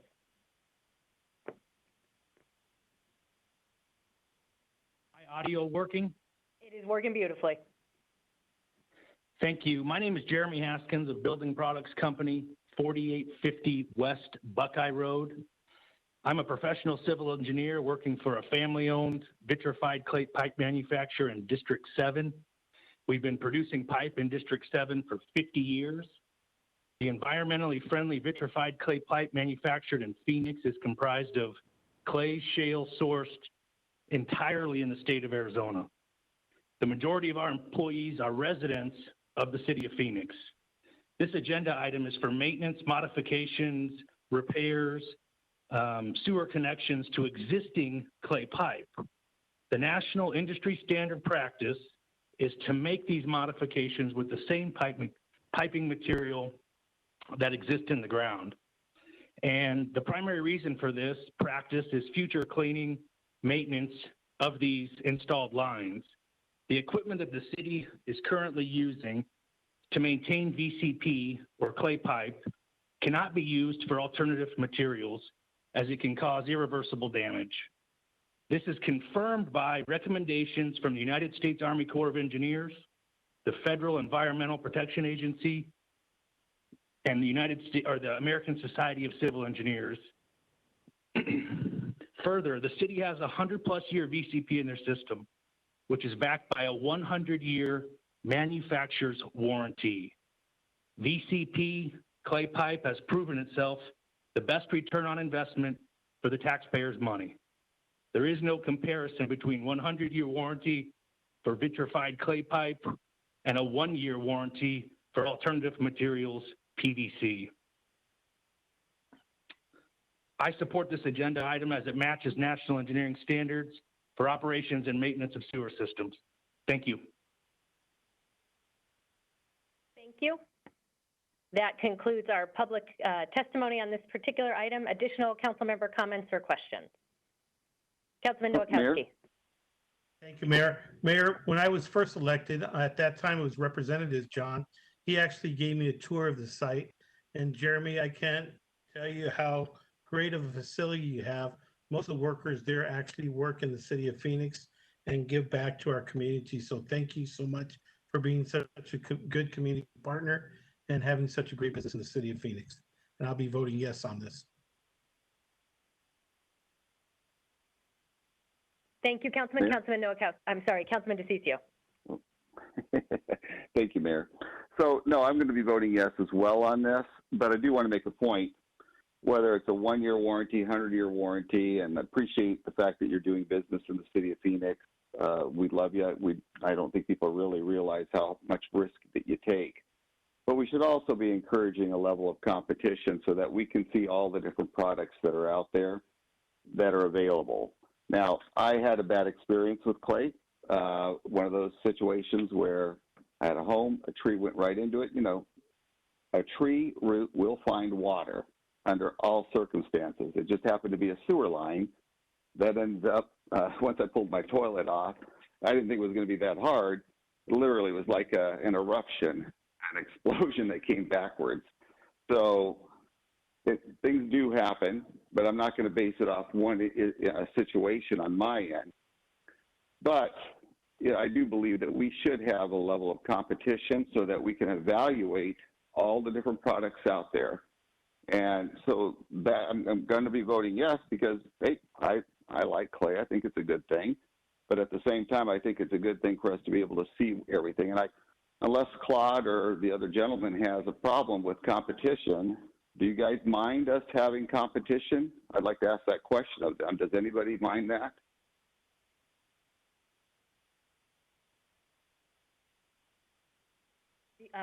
Do you want us to go back to the phone? I don't think we had their if they want to. Well, they don't need to. I'd just be surprised if anyone fought competition, you know. So from my end, I just like to see us have everything in front of us so that we can make determinations. And so, but I will be voting yes on this, Mayor. Thank you. Wonderful. Thank you, Councilman. Any additional council member comments? Roll call. Diciccio, Yes. Garcia, Yes. Nowakowski, Yes. Pastor, Yes. Stark, Yes. Waring, Yes. Williams, Yes. Guardado, Yes. Gallego. Yes. Passes 9-0. Thank you. That concludes our agenda items beyond public comment and our budget, so we will return to our budget items. Earlier, I mentioned that there were 75 speakers wishing to comment on the budget item. I stand corrected. We have 75 speakers in total and 25 of those wishing to comment on the budget. So I conflated the public comment and budget and others. I want to thank everyone who's interested in commenting on our budget and any other item for their patience and for participating in the public process. Item 22 is a public hearing on the adoption of the proposed property tax levy, truth in taxation, and adoption of the final 2021 annual budget. I now declare the hearing open. We will begin with public comment on this item unless our staff has any introductory remarks.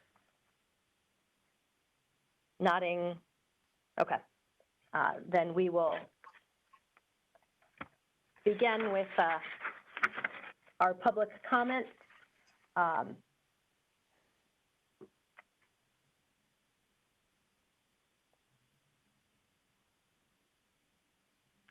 We will begin with Matt Bridges, followed by Cole Cephas.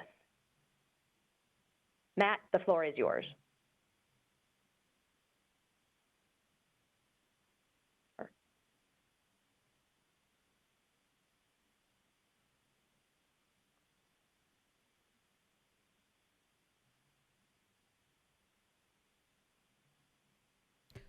Mayor, it appears that Matt Bridges is not on the line.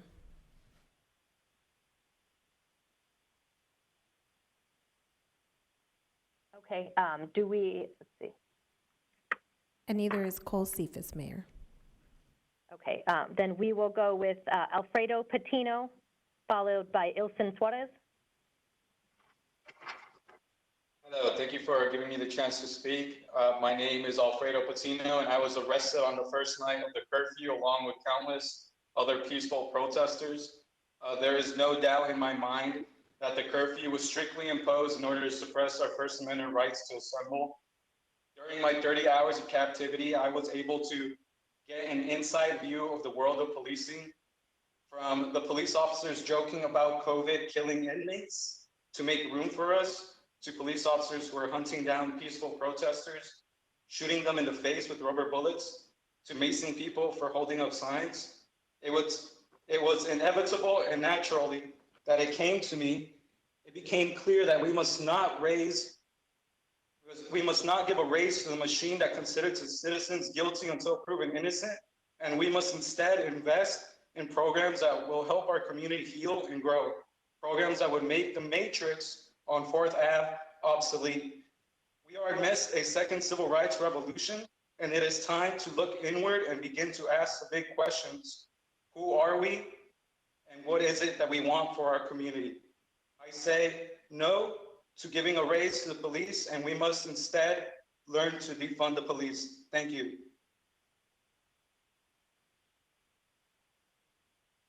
Thank you so much for that testimony. All of the speakers are wishing to speak on item 24, not item 22. We had no speakers on item 22, so I will close the public hearing on item 22. We will move to item 23, which is the convening of a special meeting of the City Council to consider adoption of the 2020-2021 budget. Vice Mayor, do you have a motion?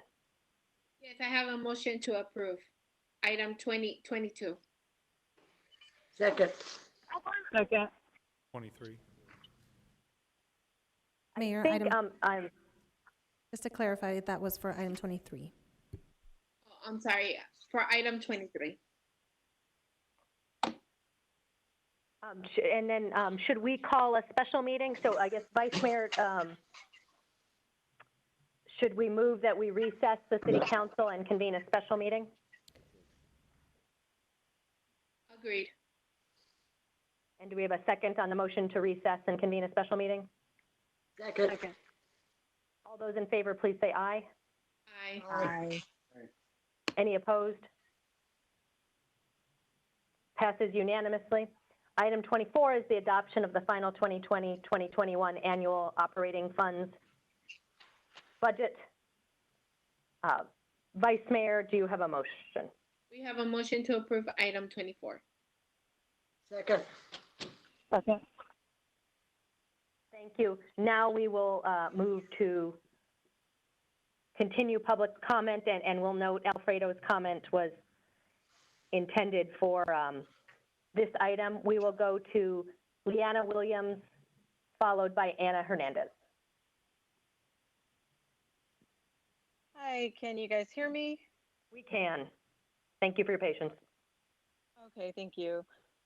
So according to the Phoenix Police Department's Facebook page, they have more than 3,000 officers and about 1,000 support personnel. So first, I would question the need for 3,000 officers. And also, I see great issues with the ratio of one support staff person for every 3 officers. AZ school-age students get a ratio of 1 teacher for every 20 students. So why do officers get 1 support staff for every 3? It seems like it's emblematic of the bloated nature of the Phoenix Police Department budget.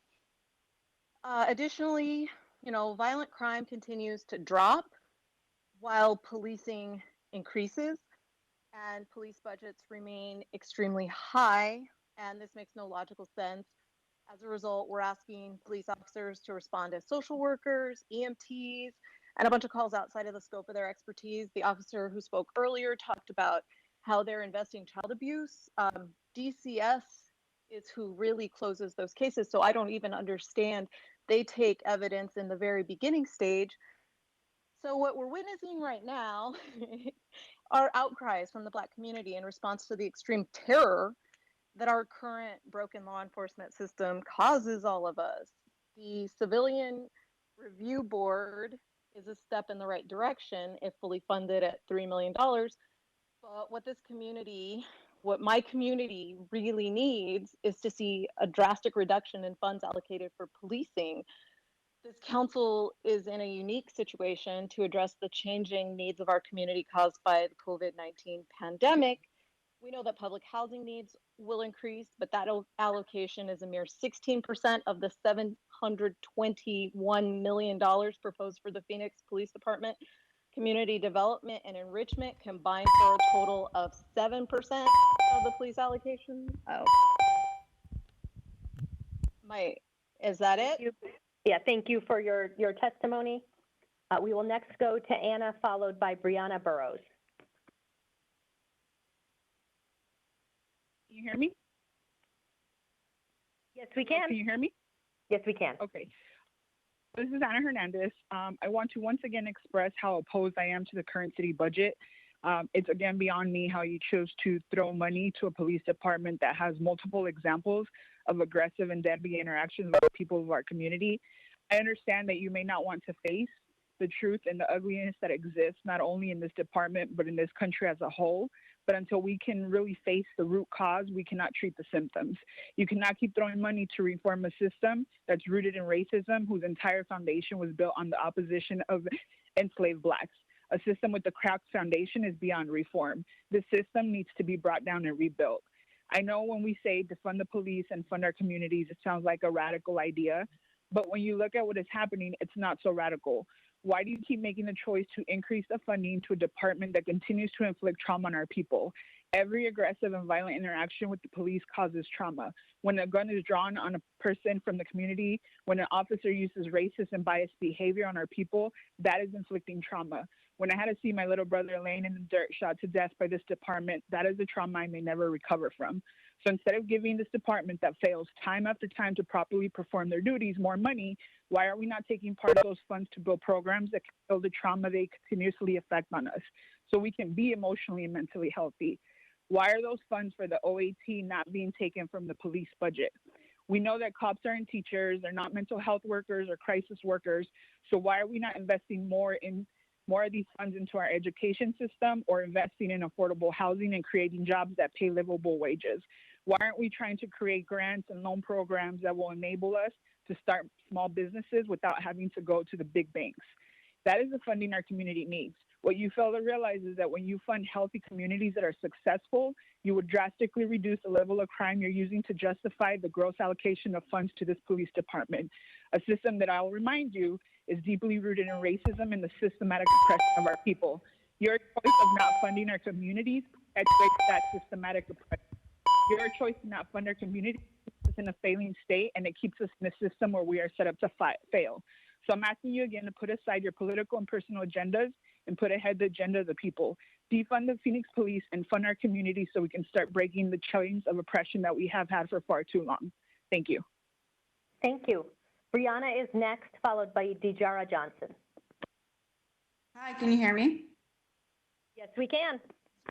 Okay. So I'd like to start by thanking Council members Garcia, Pastor, and Guadardo for their leadership on the CRB funding.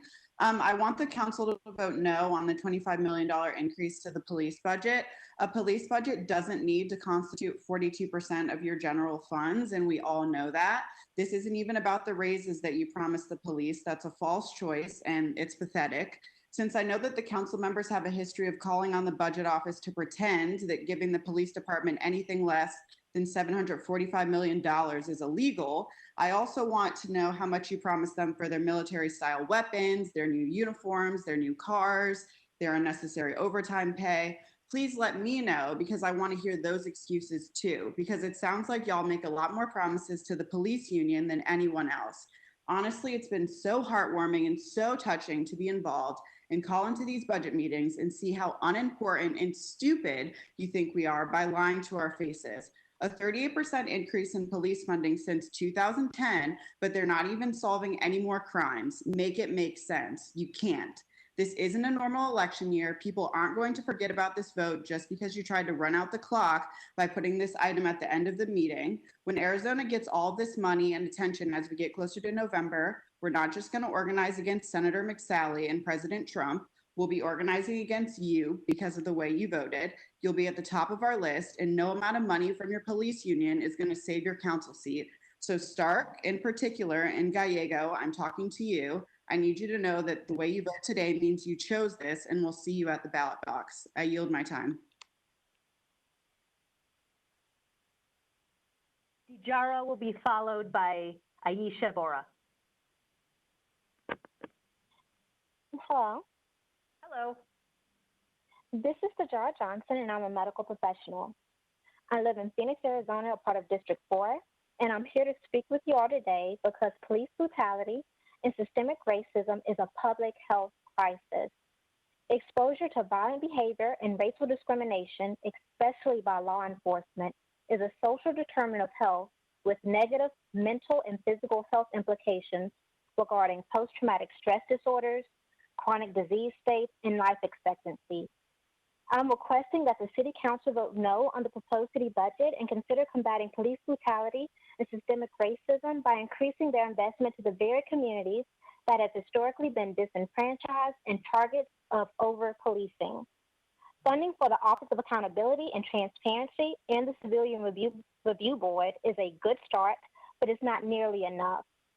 I'm asking for you all to reallocate a percentage of the funds from the Phoenix Police Department to invest in mental health counselors, social workers, youth programs, affordable housing, public transportation, and food pantries, which are the backbone of a healthy community.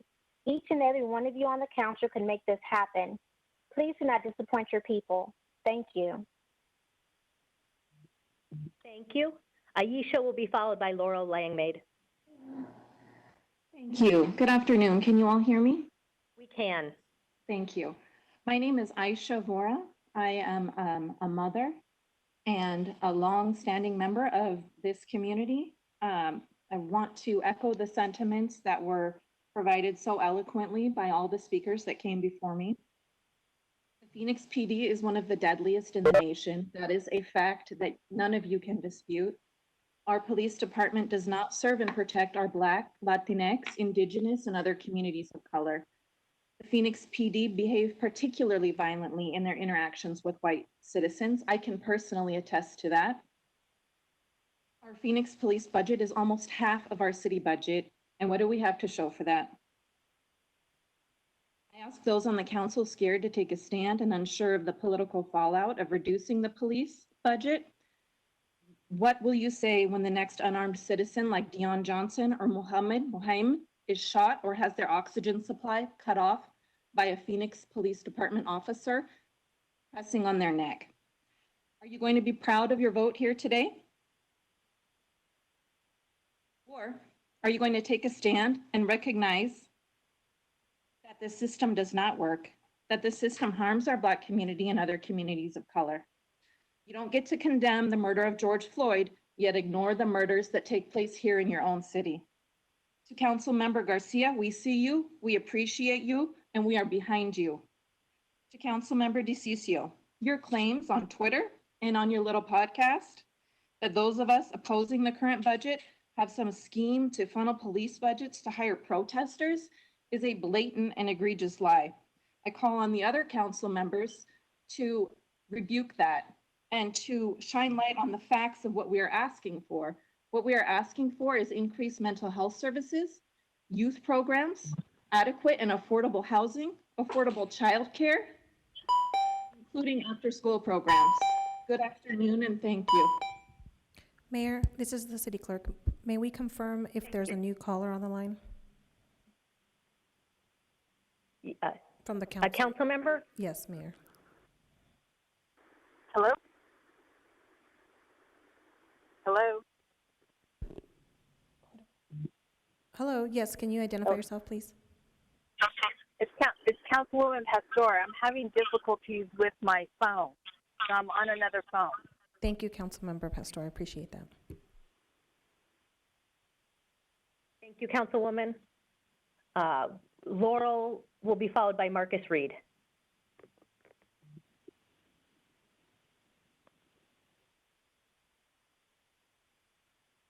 Me okay? Yes, we can. All right. Well, I am going to be one of the minority voices, and I'd like to see you continue to fund the City of Phoenix Police Department, because I believe that what the city would be like without the police, it would be like putting out your trash and there's no pickup. flushing the toilet and the waste doesn't go anywhere, and turning on the faucet and there's no clean water. We have a business that's close to 7th Avenue and Madison Street, which is near the Human Services Center, where a lot of the homeless are. And we recently called on the police in order to provide round-the-clock protection for our property, for the neighbors that live there and for the homes, and they've done an excellent job. Now, granted, I believe that there should be some reform to the police. If anybody has gone to the Phoenix Law Enforcement Association or the union, I think wherein lies the problem. You go to their training website, and on the very top of the list of their training, they highlight use of force. At the bottom, they have racial profiling. What you need to do is be able to somehow change the mindset of the union, and hopefully it flows down to the force. I also think that there should be some redirection of the funds in order for retirement funds, because it's just outlandish how much is being paid for retirees. So thank you very much. Thank you. Marcus will be followed by James Missa.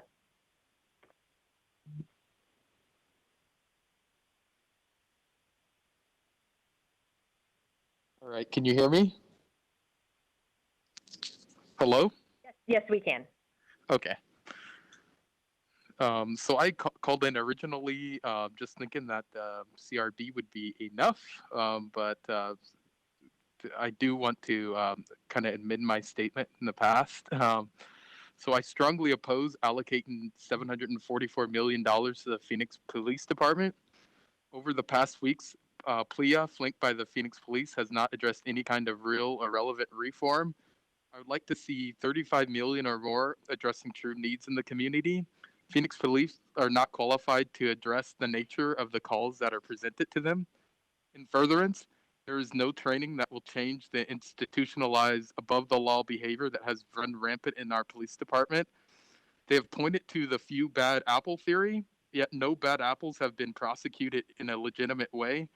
Therefore, the blue line of silence cannot be broken, only not financed. The best way to prevent crime is to invest in the infrastructure, both social and physical, that supports our community. I have learned that we pay for the employment of at least 6 full-time Phoenix police to work with one of their unions. Additionally, in 2018, we spent more money on our public affairs division than we did on our adult sex crimes unit. In the same year, we had 44 police shootings, more than the larger NYPD and LAPD. Many of these incidents are veiled well behind the 25 full-time employees that litter news sources and information highways with half-truths. This is the same year that most of their rape cases went unsolved. Spending more on twisting public opinion than solving rape cases shows the true nature of the Phoenix Police. I once supported this department wholeheartedly, but I now understand the negative impact PLIA and the Phoenix Police are having on building a vibrant community. I yield the rest of my time. Thank you, Marcus.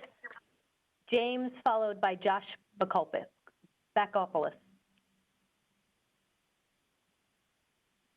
James, go ahead. So hello, my name is James Meza. Thank you, council members, for having me. I've been a long-time state employee with Arizona, and I actually am a natural-born Phoenix resident, and I actually live in Councilman Diciccio's district. And I would like to echo what most of the people before me have said, especially Marcus, regarding the budget. Now, I also oppose the budget, but I oppose it for reasons that I think that even Diciccio can back me up on. One of those being that, as he mentioned with the calls on schools to with the resource officers, I'd also like to point out that a lot of the money that is used in the Arizona or any police department is a lot of it goes towards a funding project that is also known as LESO, or the 1033 program, which has military grade weapons and equipment that is then funneled to the police departments. And this is a use it or lose it kind of budget situation, which puts the department in a very difficult situation. they may lose their funds. Now, if we were to use those same funds to, if they had a lower budget and that money went towards resource officers, those who help with mental health, things such as that, it could free up the time that would be used, it would free up actual detectives to work on, let's say, rape kits or child sex abuse cases. That way, the community is also built around an understanding that people are being taken care of. And on top of that, the community as a whole feels better about their police force to begin with. And I understand that the hashtag defund the police movement is very difficult and very hard and harsh on many people's understandings. That usually comes from people being upset. However, we need to understand that this is an extending problem that could be fixed with this allocation of funds. Thank you. Thank you. Josh is next. Can you hear me? Yes, we can. Okay, great. I'm opposed to additional funding for the Phoenix PD. Instead, City Council should move to shrink the budget, size, scope, equipment, and power of the Phoenix PD. I also demand that the Phoenix Police Department stops all cooperation with ICE. City Council should be investing in social programs, which would create and foster healthy, safe, and prosperous communities. To wrap up, I'll just quote Angela Davis. Prison and policing relieves us of the responsibility of seriously engaging with the problems of our society, especially those produced by racism and increasingly global capitalism. I yield the rest of my time. Thank you. Thank you. We have now reached our final 5 speakers on agenda item number 24. We will begin with Luisa Hall Valdez, followed by Imad Labadidi. Thank you, Madam Mayor, members of City Council. Can you hear me? Yes, we can.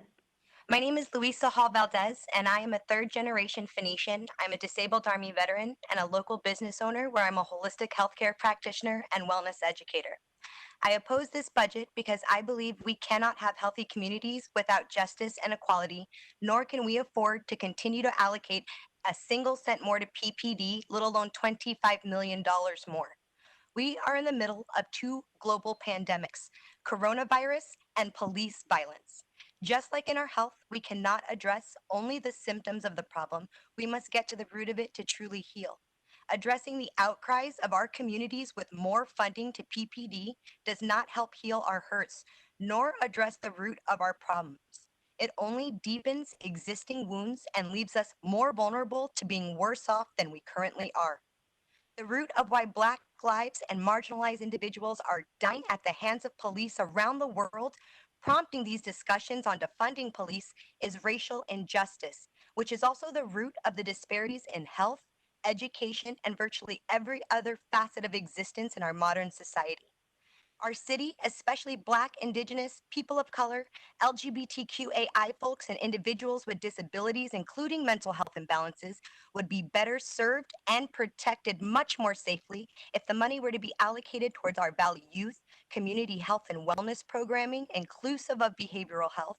And I'll echo the pleas from the speakers before me to urge you all to consider all the money and all the places that this could better benefit. PPD is one of the most lethal forces in the nation, and I implore you to consider the health and wellness of all Phoenicians. Please oppose this budget and allocate funds towards the root of our problem and not their source.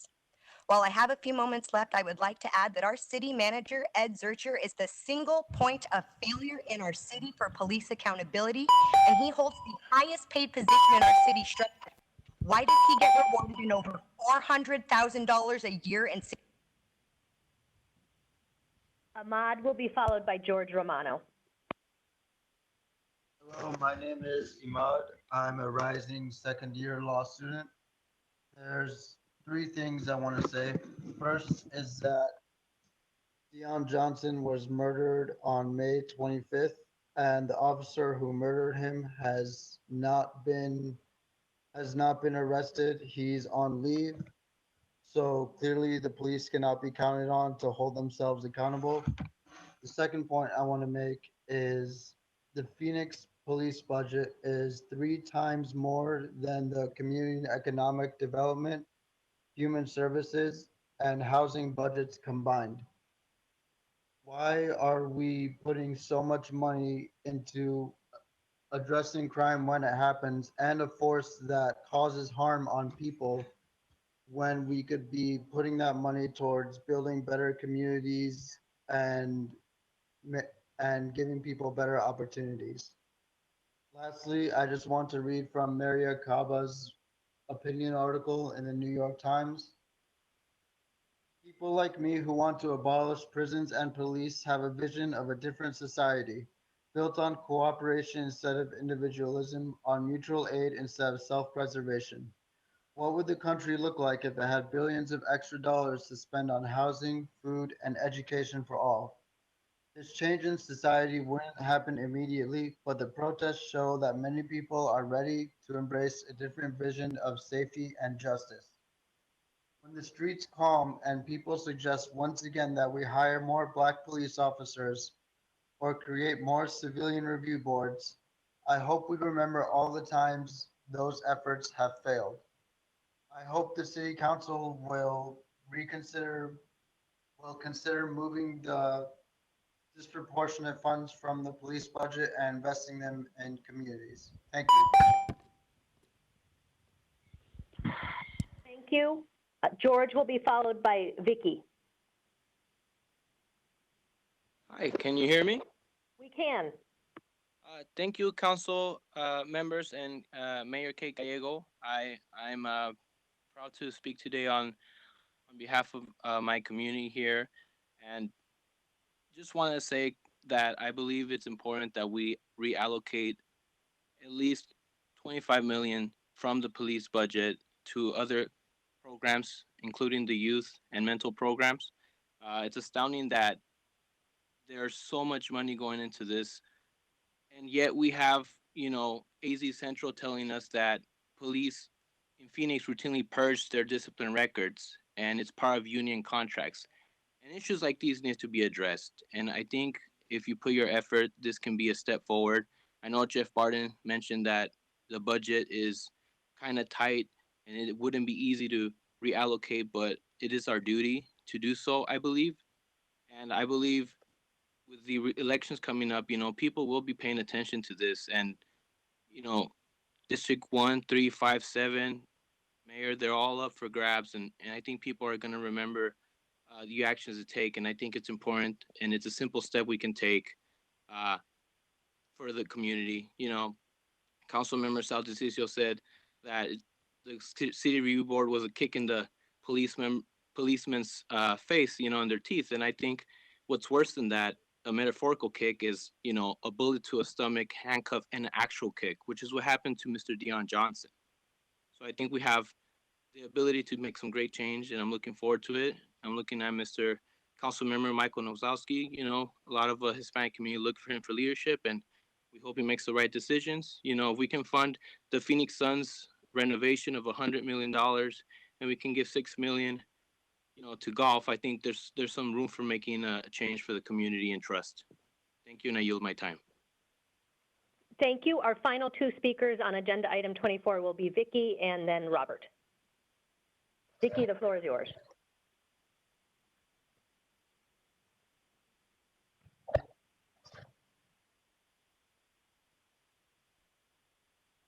Can you hear me? Yes, we can. Okay, good afternoon. My name is Vicky Jaquez. I am a community leader. I am also a police supporter. I am part of several boards that support the police. I hope and recommend that you approve the agenda as is. Please do not reduce the budget to public safety. The City of Phoenix saw firsthand what happened with the hiring freeze. We were short hundreds of officers, and we have still not recovered where we were back in 2008. We saw a great number of highly qualified public safety-driven officers retired, 20, 30 years, years of service. Hiring, training, and providing equipment to do the job that no one else wants to do is needed. I support a law-abiding city not a lawless, criminally sanctioned city. Please approve the budget as is. I have also seen the types of training that the police officers do. I know firsthand several officers that are constantly working with the community and doing what they need to do in order to support community engagement. A few bad officers does not define what the police department is. Not only are you calling the officers racist, but you're also causing their families racist. They're only doing a job. They do the best that they can with what they have. So please, I implore, please pass the budget as is. I will continue to be a community leader and do community outreach in support of what the police department does, because I believe in what they do and the type of people that they are. Thank you.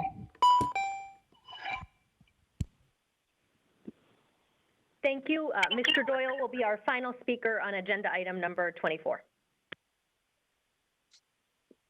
Thank you, Mayor and members of the council. I'm speaking today from District 6 to oppose the finalizing of the 2020-21 budget. I cannot support a budget that is allocating as much money to sports complexes and golf courses as it is to the environmental services. To understand that these things are things that create wealth for our economy, I find myself questioning the values of this council and the issues that they assure the citizens that they will continue to stand for in regards to civil rights, social injustice, and systemic racism. If $6 million is deemed necessary to go towards grass and dirt pits. If more thought, time, action, and funding went towards improving and strengthening our community from within, I would be shocked if $1 billion would still need to go to public safety.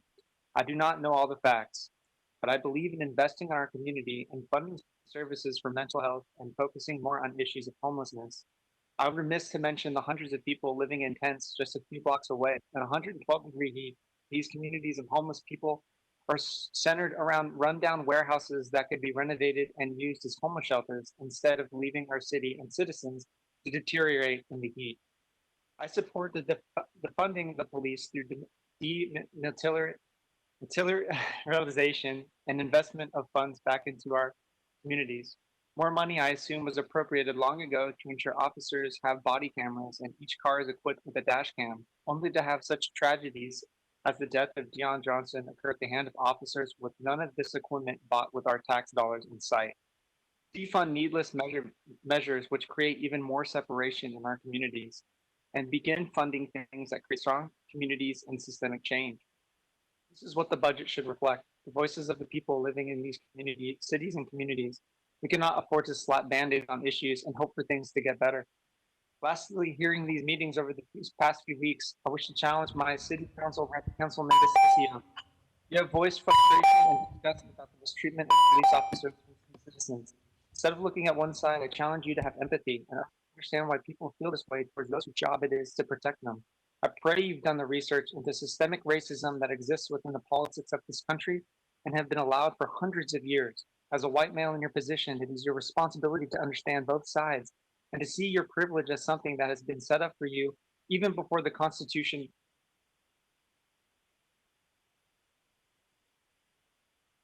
That concludes our public testimony. Denise, our city clerk, would you please read the motion that is on the table? Yes, Mayor. Vice Mayor Guardado made a motion to approve item 24, which is Ordinance S46715, the final 2020-2021 annual operating funds budget to be adopted. And it was seconded by Councilwoman Pastor. Thank you. We will now turn to council member comments, beginning with Councilmember Garcia. Thank you, Mayor, and thank you to everyone that's commented and been a part of this. The first meeting I attended as a council member was this exact meeting a year ago to finalize the budget while the entire nation watched the Ames family being assaulted by Phoenix police officers in their screens. I wanted to recap a little bit about my experience in the last year in case you all have missed it, and to assert why this isn't just about George Floyd in Minneapolis. I want to help people understand why our community is upset and why continuing to say that what happened in Minneapolis doesn't matter in Phoenix is irresponsible. I hope that this can also help Lee and you know, Sal's been mentioned a couple of times, but Sal as well, and others understand why this is about us and the damage we have caused in Phoenix by turning a blind eye and being intimidated by the myth that police can do no wrong, and that the answer to any problem that we have is always more police. I want to start by asserting that there are no bad apples, and we need to get away from that. Policing in this country is now a rotten barrel, and our department is one of the most rotten. This is a fact, and we must not be defensive about it or make it as if we're taking personal shots at our officers or our leadership for that. Today's budget gives an additional $25 million that folks have been talking about to a department that continues to use violence against our communities. We are investing in a police department that had the highest rate of police shootings in 2018 in the entire country. In a police department that had the highest rate of police shootings, and half of those ended up in deaths.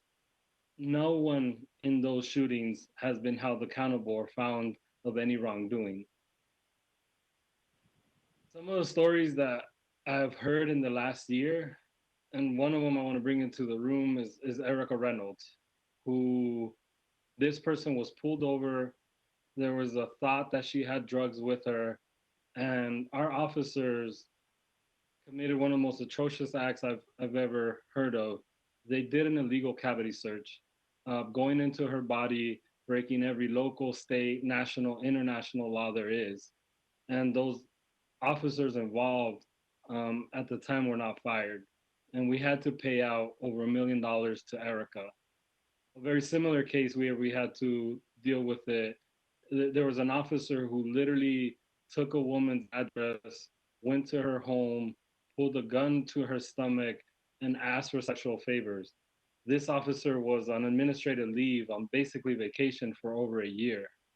Is this the kind of, are these the things that we value as a city? And that's the question I'm bringing up, and I'm hearing from the folks that are calling. As we continue to overfund the Phoenix Police Department, we are ignoring the thousands of emails, calls, and comments we have all received nonstop in the last couple of weeks and before to reinvest the money we spend on policing into housing, mental health, youth programming, etc. This budget is not a reflection of what Phoenix residents want. And I know that's ever shifting, and it's shifted more in the last couple of weeks. I don't think we're listening. We have now fully funded an Office of Accountability and Transparency and a Civilian Review Board. I am thankful and grateful and really happy that as a council, 7 of us decided that this was important last time we voted for this. But I do want to assure and make sure everybody understands that that alone is not going to stop police brutality or institutionalized racism or the problems that we have. That's only going to allow us a process to identify these issues. We must simply stop using police officers for everything and anything that ails our society. Like I said, mental health calls, homelessness must be dealt by professionals in those fields. We live in a state where we defund education. We live in a city where we have basically raised all after school programming, which was once nationally acknowledged for being one of the best programs in the country. We live in a city that cares more about the optics and politics of being pro-police than the well-being of our communities and the people who elected us. We have been unwilling to do the hard work to better our communities, and it has been easier and a detriment of both our officers and the community to just go to war with our problems and throw more enforcement at them. I cannot support a budget that takes from everything else and continues to blindly support a police department that is out of control. I am going to be voting no on this budget because it does not represent the values of this city. And I pledge moving forward to vote to cut our inflated police budget before cutting any other community services such as libraries, our parks, after school programs, fire departments, other services, or any of our public infrastructure such as water, streets, public works that keep our community running and safe. Over the last year, we asked our residents to pay more for, and I stand by that vote, for their recycling and trash. And I think that was the right thing to do. But we could have also used other funds. And so we're continuing to ask all our departments, all our employees, everyone that's involved with the city to take a cut, to not have enough money for their programming, because we want to continue to fund police at these rates. I hope my colleagues will join me in making the same pledge that in the future, we will look at if we need to cut somewhere, we should first start with this police department. Thank you all.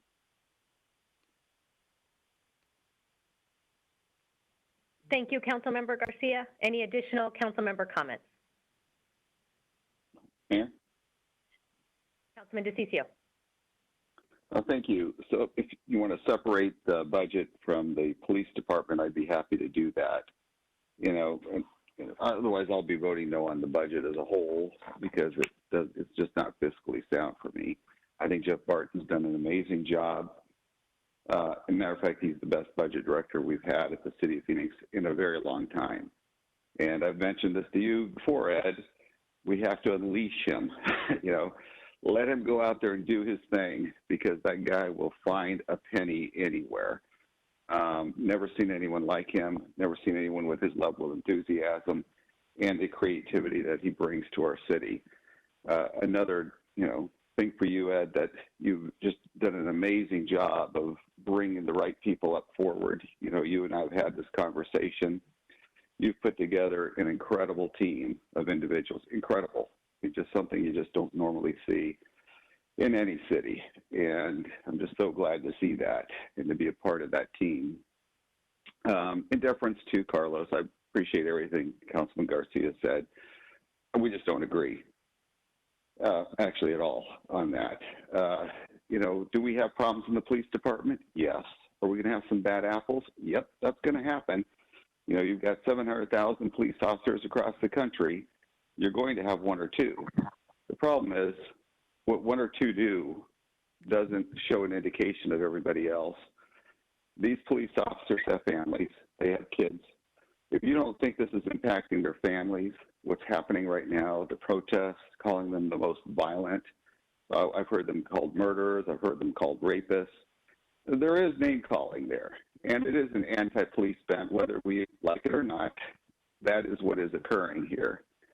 So, I mean, from my end of it, I do believe that there are cultural differences, and we need to do a better job. Without a doubt, we have to do a better job as a city because we represent everybody, and we shouldn't be leaving anybody out.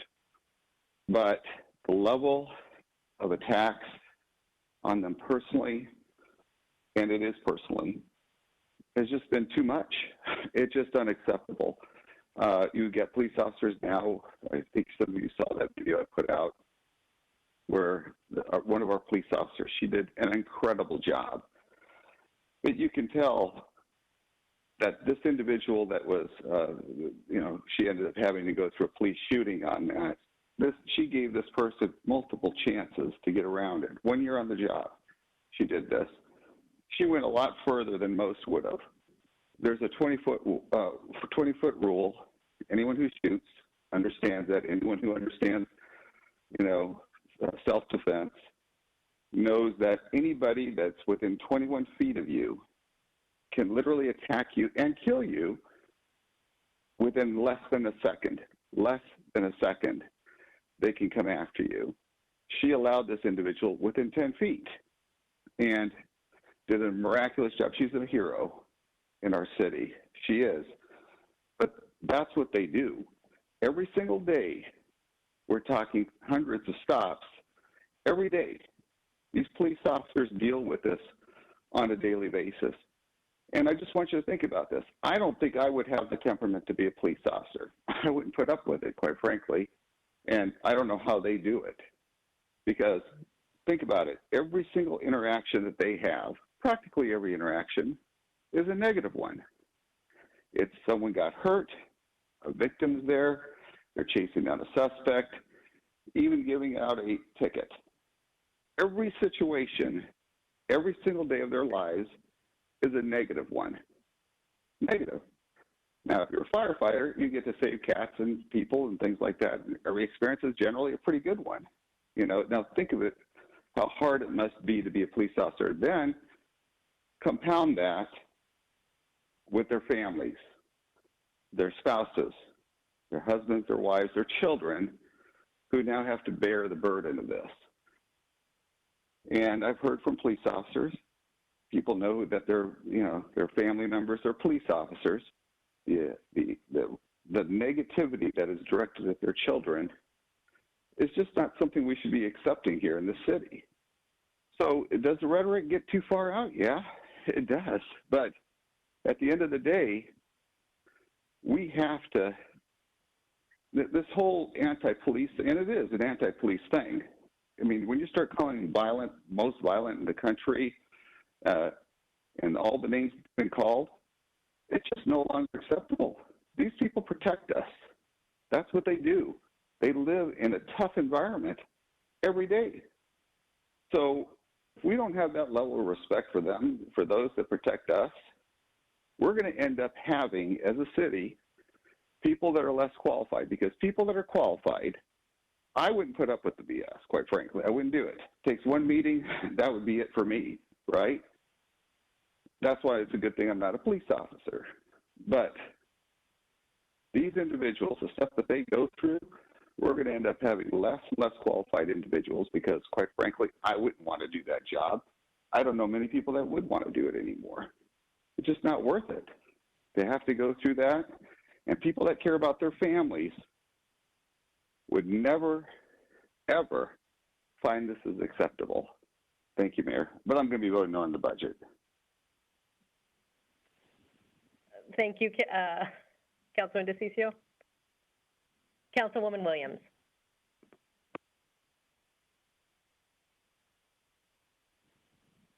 I'm trying quickly to shut my dog up. Somebody came in the door, sorry. I want to thank Sal for his comments. I am a strong supporter of police, and I will admit I am biased. My husband and my son were both Phoenix officers. And I can tell you when they come home, I heard the tales, and they helped so many people. I am a true believer that we have a strong, effective body of officers. They do the very best they can. They're not all perfect, but I really, truly believe that they do the best the circumstances allow. I've been on the council a long time. And in fact, when I started on the council, you went past Greenway Road North, you were in the desert. And we had a police response time of a little under 5 minutes. Any call, they were there. Well, in 2007, when they had to be reduced and we had to cut the number of officers we had, response time is over 7 minutes now. That woman that was being shot at in her apartment the other night did not want to wait 7 to 10 minutes for someone to respond. I wouldn't if I were in that situation. And I think it's very important that we understand the conditions they work in, the people they deal with. We have a lot of drugs on the street. We have a lot of mental illness that the officers have to deal with now more than ever before. But I also want to tell the public that we have had an ad hoc committee that Councilman Garcia and I have chaired it for almost a year.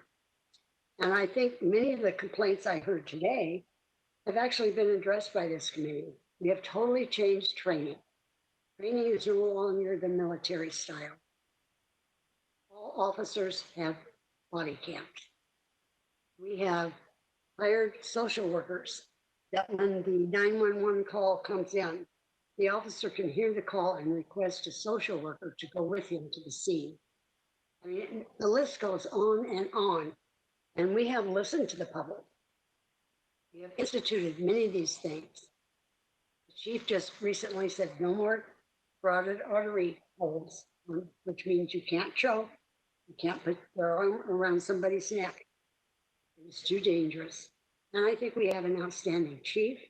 She understands, she listens, and we are doing the very best we can to make the changes, but make sure that everybody in our community is safe. And yes, I got a couple thousand emails. I would guess that more than half of them weren't within even Arizona, let alone Phoenix. And I've listened, I've watched the TV, and I will tell you, Phoenix is still the best department in the nation.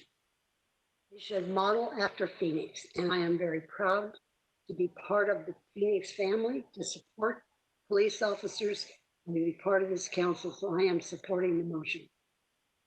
Thank you, Mayor. Thank you, Councilwoman. Mayor? Councilwoman Stark. Thank you, Mayor. I will be supporting the motion as well. Since I've been on council, I've gotten an opportunity to meet many fine officers. I attend Coffee with Cop routinely. And these officers, they really do care. They do care. And I think it's important that people know they do care. This budget isn't just about the police, though. It's also about other departments. We have a lot of great departments. We have a lot of great employees who haven't gotten a raise in 10 years.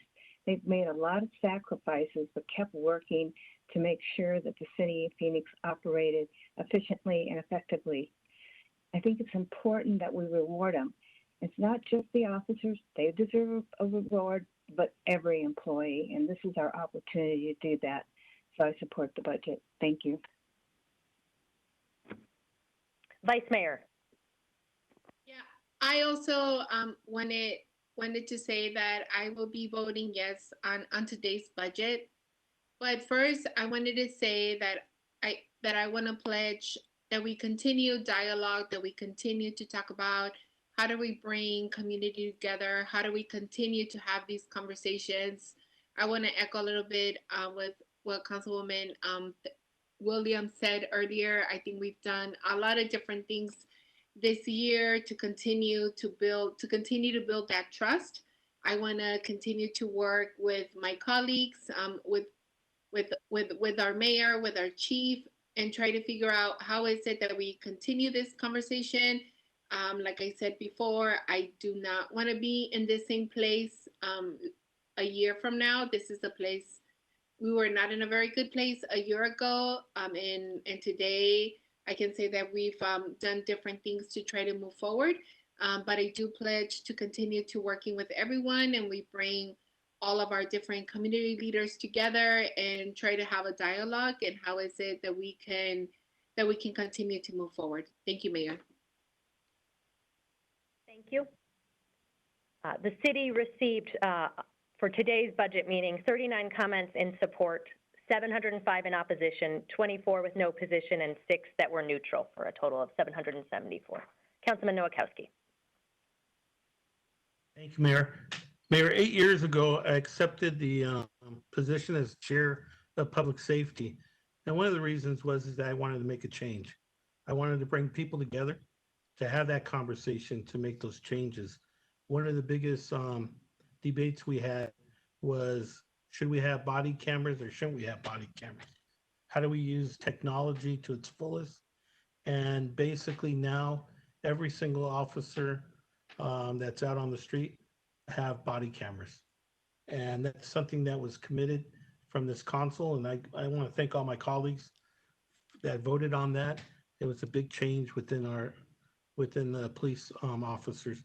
The other thing was that over the years, as becoming the chair of public safety, I started going to not just one, but dozens of funerals. And I decided to create a Star Spangled celebration during Memorial Day celebration, basically remembering all those fallen police officers and firefighters. And there's been over 50 in the city of Phoenix. And we invite different family members from the fallen police officers and firefighters to give a testimony. And it's just powerful. There's not a dry eye in the audience when you hear a child longing for their parents, for their father. And then you hear the story of how that officer was shot, or how that officer died in line of duty by putting their lives in front of other people's and saving people's lives. And to me, that's touching. And I believe that there has to be an ongoing conversation. And I believe that there's a phrase in Spanish, hablando se hacen las cosas, right? Talking, you you you find a result.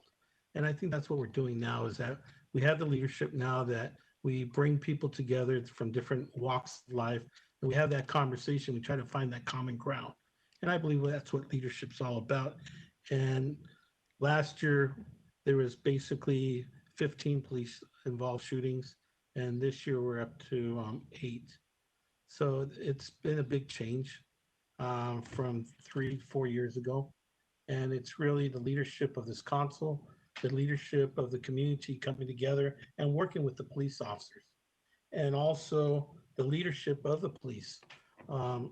We hired Chief Williams, that's from South Phoenix. That's a part of our community. That is a part of a legacy of South Phoenix, not just herself, but her whole family, from her husband being a justice of the peace, from as a child of 18 years old being a part of the LEAP program. Mr. Travis Williams got me involved also. So it's a legacy of being involved in the community and making that change. So I know Jerry comes from a very strong advocate community that advocates for change, and I believe in her leadership, and I believe that we'll be able to make those changes. But it's important that we keep the conversation going. It's important that all sides get together and sit around the table and have those types of conversations. And I believe that it's so important to make that change. And I just want to let all those individuals that have family members that happen to be police officers, that we know what you're going through. I can only imagine having a parent as a police officer and waiting every night to see if my dad would come home or not. So we're with you all. We understand what you're going through, and we understand those individuals that have lost their loved ones because of a shooting or violence or a police involved shooting. And we understand your heart and your hurt that's out there. So we're going to try to keep this conversation going. I believe in the leadership that we have right now with Chief Williams, and I believe that we can make this change, and the change is already happening. And I'll be voting yes on this budget, not just because of the police budget portion of it, but it's because of the employees have been waiting for a 1% increase for years, for the last 10 years. And they made those sacrifices. And I believe it's time for us to give back to those great employees of ours that made those sacrifices, and not just our employees, but their families, right? And they wore many hats. So I just want to thank you all for your sacrifices, and we're there for you. We have a commitment from the city manager that the added $3 million to Oates wasn't going to affect any pay cuts, or it won't affect any future layoffs or any of that. So we have that commitment. So that was great. And I just believe in all the different programs that we have, and just really thanks for all those individuals in the city of Phoenix and our employees. And that's why I'm voting yes. Thank you, Mayor. Thank you, Councilman Nowakowski. Any additional council member comments before we go to roll call? Mayor, can I speak? Please, Councilman Waring. Thank you. So I guess first I'll say, you can always find agreement with people who maybe even disagree at times. So the people who spoke and talked about the city's golf courses and the sports facilities, I could not agree more. This is not criticism of anybody who's voting for the budget or voted for the sports facilities. I know some members were new and weren't even here for that. But I don't believe we should be spending money on things that aren't core to the city's mission. I don't believe those two things are, and they are in the hundreds of millions of dollars that we spend money, that could be directed to other projects, perhaps projects that some of the speakers from the audience mentioned. Personally, I had mentioned at the time of those votes, spending it on police. And, some of the audience might find that, or video audience, I guess, might find that objectionable. It's just what I think works for our community, keeps us safe. I recognize some people disagree. The officers, by and large, do an excellent job on most every stop. I've mentioned this before. We have, I think the figure that we've been given by Assistant Chief Kurtbach is 1.2 million interactions with the public every year for our frontline officers. That's an incredible statistic. Yes, some aren't maybe handled perfectly, but that is no reason to so personally criticize an entire group of public servants who are trying to do the right thing in every one of those 1.2 million stops. And I just think that's an unfair standard. I've said that before. I didn't want to belabor it at the last meeting. But the points that were brought up about some of the spending in the city budget, Jeff Barton does a great job. I personally, the person who called Ed Zerker a failure, I found that personally objectionable. And I just think that's wrong. Again, name calling culture that we've created is an issue for me as well. So I don't believe in tit for tat. I just think that's misguided. I think they're doing the best job they can as staffers. I'm not always complimentary of staffers. Depends on the issue. But I think they've done the best job possible of getting this council to agree on a budget, even though I'm voting against it. But there are things in the budget that I just did not feel should be in there. I'm the only council member who voted against OAT, each time it's come up. We shouldn't be adding, I don't believe, new programs at a time when we're facing who knows what kind of budget situation. There are national articles, and there's a big article in the Arizona Republic today about our sister cities in Arizona. All cities are facing this. Frankly, all levels of government are facing particular problems. I think we've exacerbated with decisions made in the past on things like stadiums and golf. But I definitely think going forward, the staffers who have put this together have done the best job they can with the resources available, given the decision making of the council in the past. And so, I support our police officers. I think that goes with my voting record. That does not mean that every single stop has gone perfectly, or I agree with the behavior I've seen in various videos and so forth. That doesn't say that at all.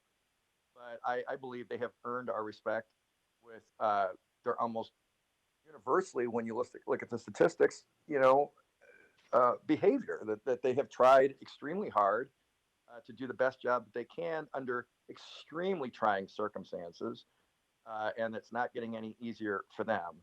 So I think more resources should have been invested there, not less. This budget does increase the resources for police, not enough to my mind, and the inclusion of some items that I just don't think should be in there, or the addition of new items at a time where we don't even know if we can afford the old items that we have. That's what lead me to vote no. But I respect the opinion of my colleagues who are voting yes, and understand the need for a budget for sure. So, Mayor, I just want to get that off my chest. I appreciate you giving me the time, and thank you. Thank you. Any additional council member comments? Mayor. Go ahead, Councilwoman. Okay. Yes, I can't tell if you can hear me or not.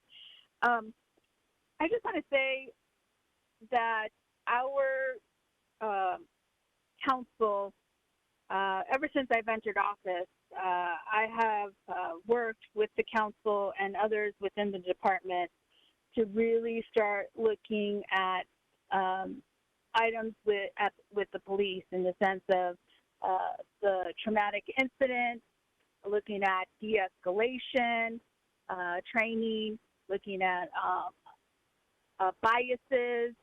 And every year we have been able to make change. And one of the things that one of the votes that I'm most proud of is the Office of Accountability and Transparency and the Citizens Review Board. And I'm proud of that because generations and generations have been asking for a piece, something like that. And the CPTI was very clear when it was asked by community members to come together and that was the last item on the CPTI. So we have been evolving as a city and here listening to the community. That doesn't mean that because of that, we don't continue and we don't continue to evolve as a police department, as a community, and continue to make changes. I think it's important that we do pledge to say that we're going to continue to do the work that we've been doing. I feel like it's important that we know that we're going to face a difficult time in the future, and we are going to make some difficult decisions. And some of that will be including the police department. And it's not going to be an easy decision. But I'm just saying I'm committed to continue the work with everybody so that our city is really an example for the rest of the country. And I just wanted to say that and put that on the record. I will be voting yes. Thank you, Councilwoman. Roll call. Diciccio.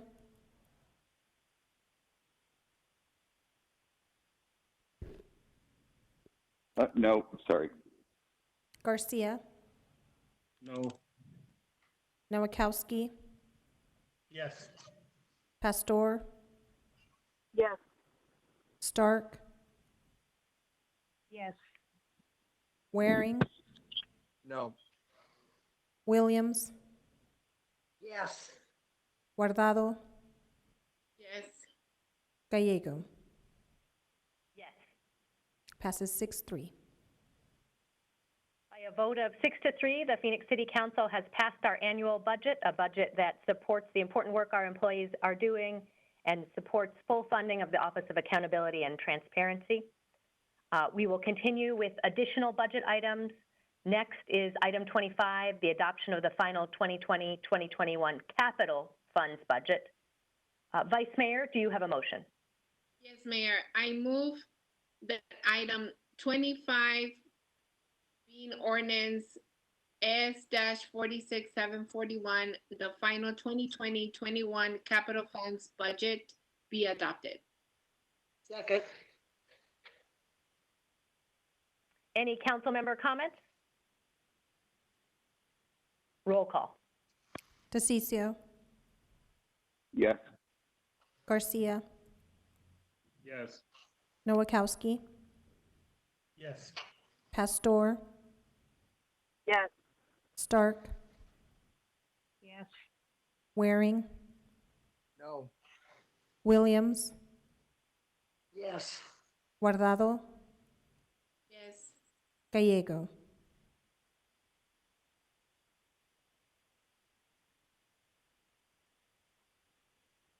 Gallego. I'm sorry, yes. Passes 8-1. Item 26 is the adoption of the final 2020-2021 reappropriated funds budget. Vice Mayor? Yes, I have a motion. I move that item 26 being ordinance S-46716, the final 2020-2021 reappropriated funds budget be adopted. Second. Any council member comments? Roll call. Diciccio. Yes. Garcia. Yes. Nowakowski. Yes. Pastor. Yes. Stark. Yes. Waring.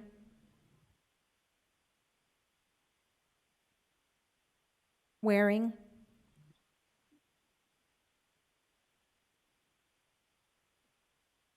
Williams. Yes. Guardado. Yes. Gallego. Yes. Passes 8-0.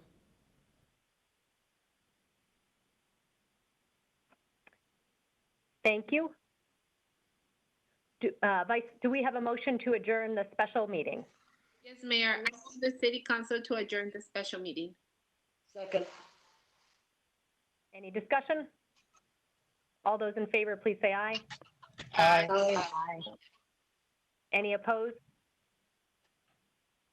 By unanimous vote, the special meeting is adjourned. I hereby declare that the special meeting is concluded, and I hereby reconvene the regular Phoenix City Council formal meeting. Items 27 and 28 are legally required amendments to the current 2019-2020 budget, allowing the city to close out the current fiscal year's budgetary accounts and proceed with the annual independent audit.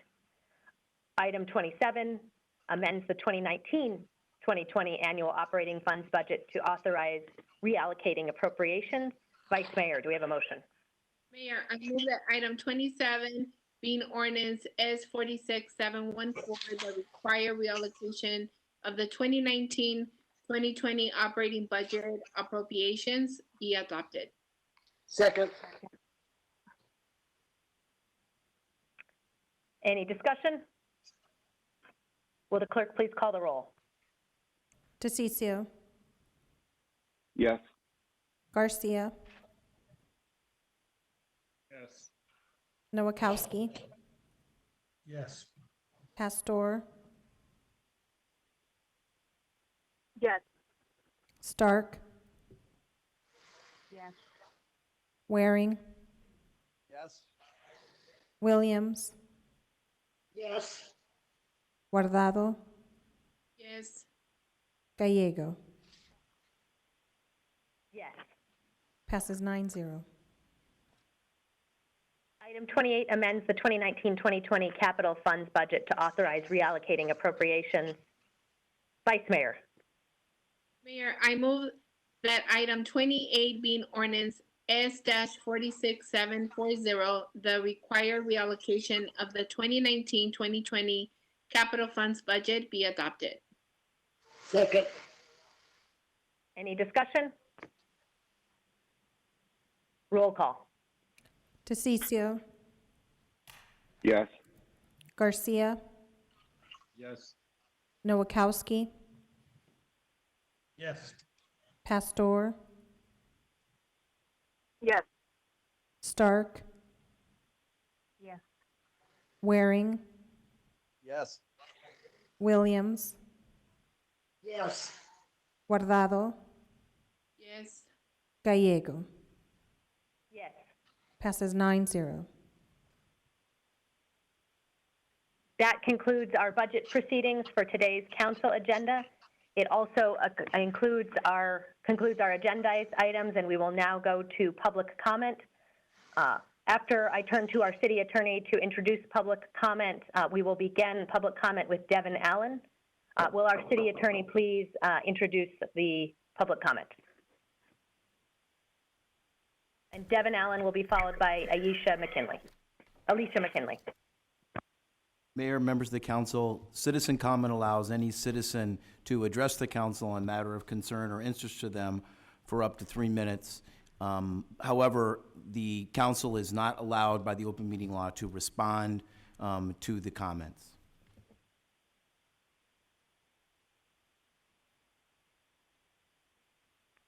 Thank you so much. We will begin with Devin. Mayor, he is no longer on the line. Excellent. Is Alicia with us? Yes, Mayor. So we will go to Alicia, followed by Elizabeth Venable. Hello? Hello, Alicia? Yes. Floor is yours. Can you hear me? We can. Okay, finally. Thank you. Thank you for your patience.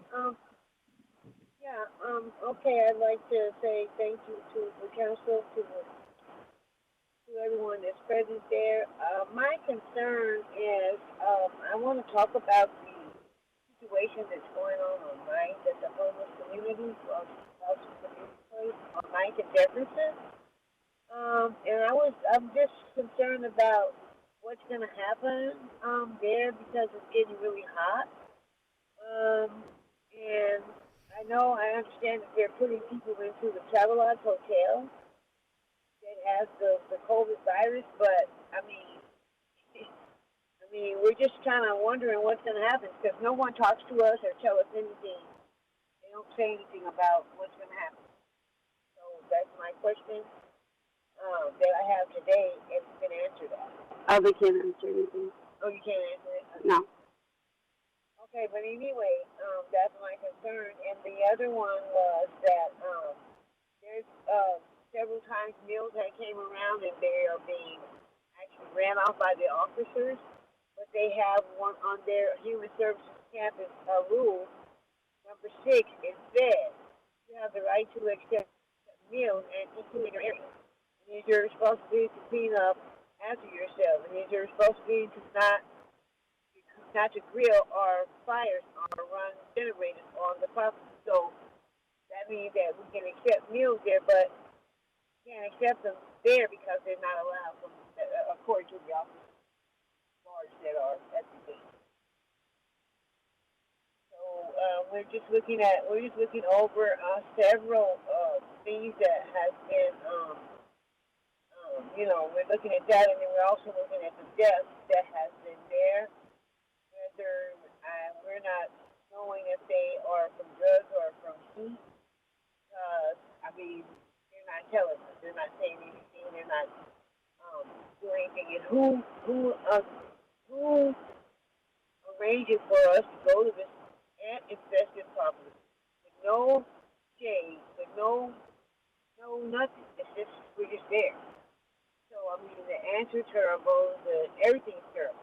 I know you say, well, you chose to go there. Well, some people didn't have a choice. Some people don't have a choice. So what did we do from there? And if it was any of your parents, I'm sure you would not want to. So I'm just saying, I am a parent, and I am, I'm just concerned about other parents and other people that are there, that are in there right now. And they are coming saying, well, what are we going to do and how we're going to do it, and we go from here.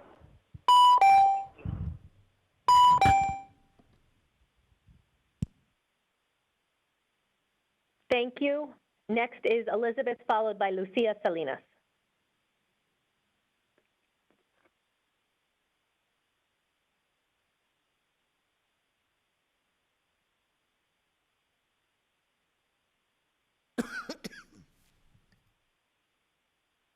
Elizabeth Venable.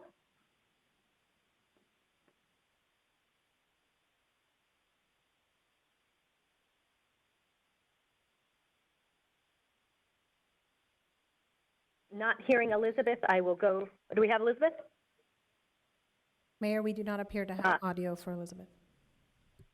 Okay, then I will go to Lucia Salinas, followed by Laura Perez. Hello, can you hear me? We can. Oh, hi. My name is Lucia Salinas, and I'm a clerk at the airport. I've been working at HMS Host for 18 years. I have recently been called to go back to work, and I have no choice but to return. HMS Host cut my health insurance benefits while I was day off, but I can get them back. I can get them back if I go back. Without health insurance, I have to share medication with my mother as we both have diabetes. I'm not able to get prescribed shots from my doctor help me through the pain of discomfort of my psoriasis. Without health insurance, I have to go back. I have no choice. I'm worried about the health of myself and my family if I go to the airport every day. Cases of coronavirus are up in Arizona, and I have not been trained on what to do if I'm exposed to the virus. I have a worker, her name is Maria, who has spoke to the council before. She has cancer and has lost health insurance. She had to cancel her chemotherapy appointment because her cover cost will be more than $1,600 a month. We are suffering and we are being used by HMS hosts to make the company money with any thought to our well-being. What would the city of Phoenix do to protect the living of the employees of the airport? Thank you. Thank you. Laura will be followed by Sandy Diatoro Paroj.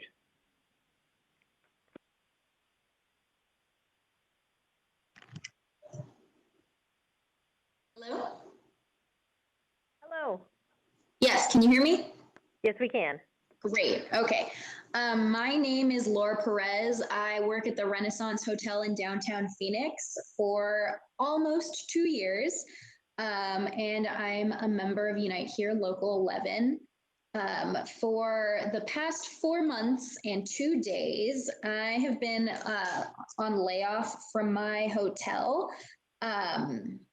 And in these 4 months, we've had very little communication from the hotel regarding our insurance, unemployment, just any uncertainty that's happening in the future.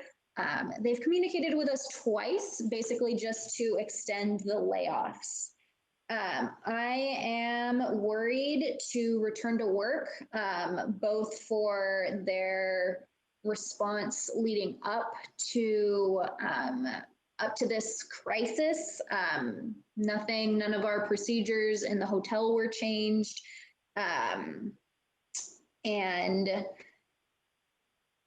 during this, I'm just not reassured at all by their communication. I see it really as them just being concerned when we're working and earning the money, but if we're not, then it's silence. I don't feel safe going back to work, especially now that coronavirus cases are rising, and we have other of our union hotels that are open currently, people have already started getting sick. We need more protections guaranteed by law before I would feel comfortable returning, because I don't trust my hotel and don't trust Marriott to take care of our health like they should have been doing from the start. Thank you. Thank you. Sandy will be followed by Osmaret Brain.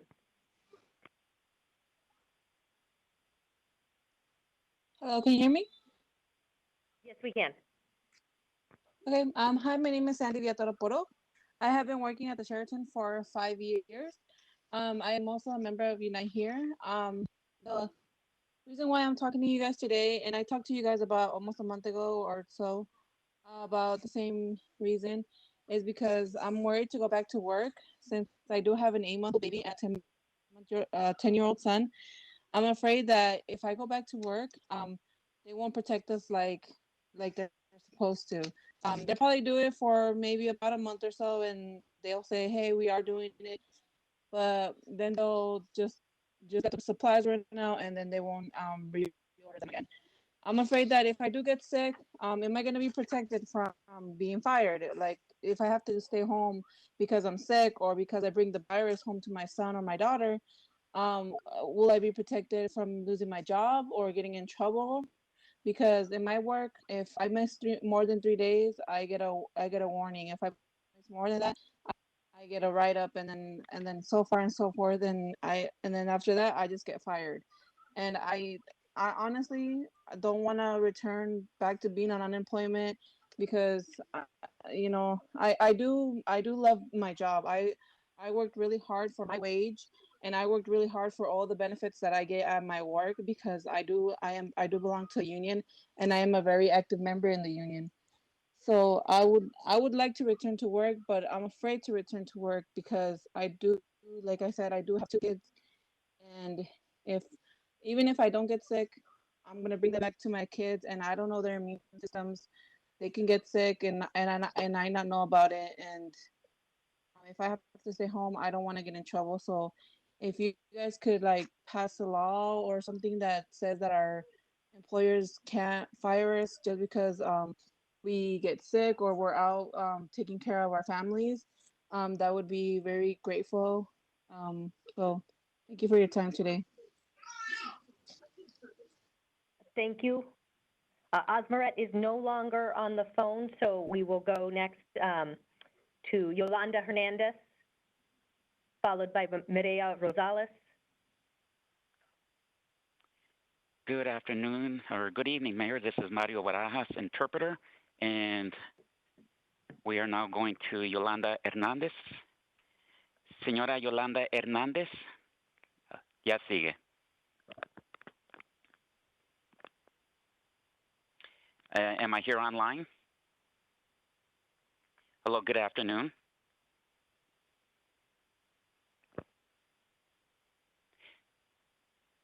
Good evening. My name is Yolanda Hernandez.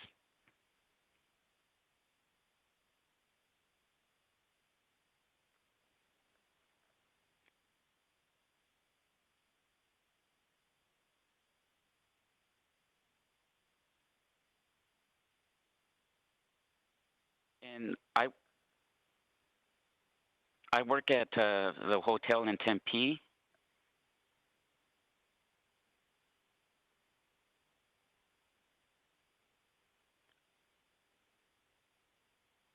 And I've been working there for 27 years, and I'm part of Union Local 11.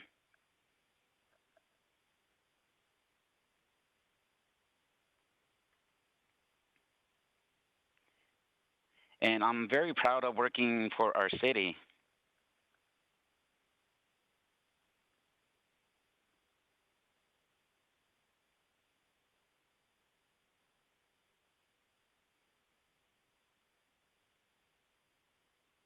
And I am currently suspended because the state rushed in opening up the hotels.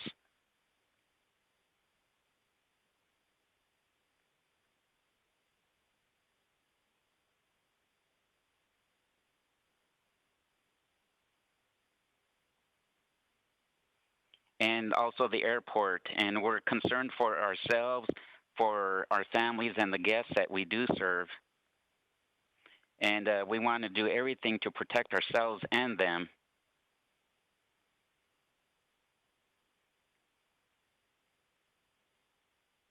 And also to protect all the hospitality workers. And I'm also very concerned for what we're going through.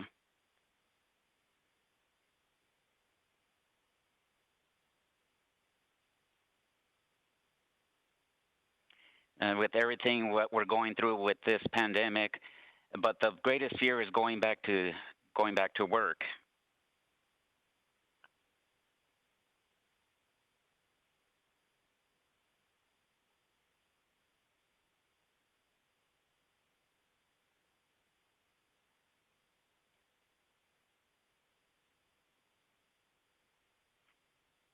And I also would like to ask that our company guarantee our security and that we be retrained. We are very so much in fear of this pandemic here.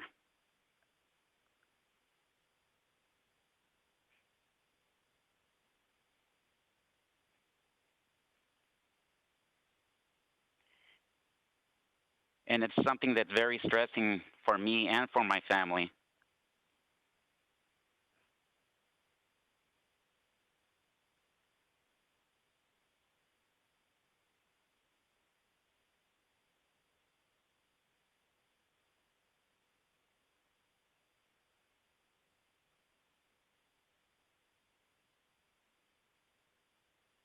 And right now that we're receiving $240, we're not able to get the full $600. We can't be living off of $240, and that's very it concerns me a lot.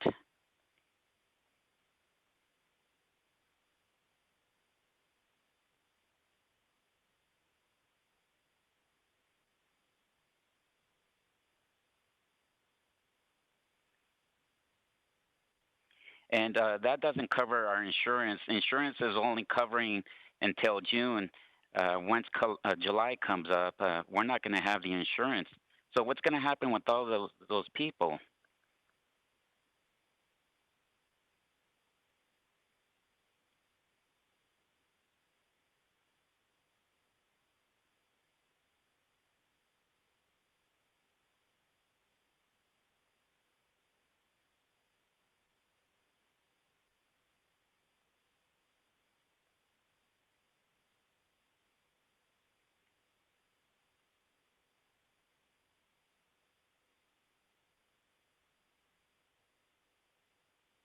And I know that we do pay our taxes, and we just need support for them to support the employees.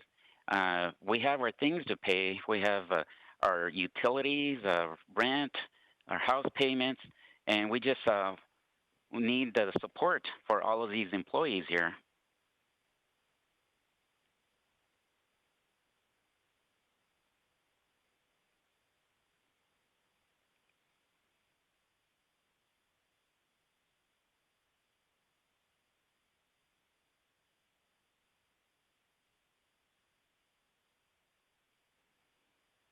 And when we do go back to work, we're going to need protective equipment, masks and gloves.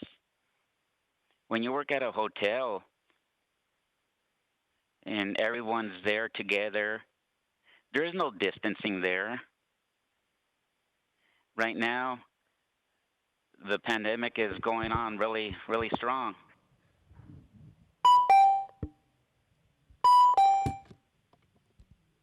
Thank you. And there's so many deaths going on here in Phoenix. Gracias, señora. Maria will be followed by Kellen Wilson. Mireya sigue y será seguido por Kellen Wilson.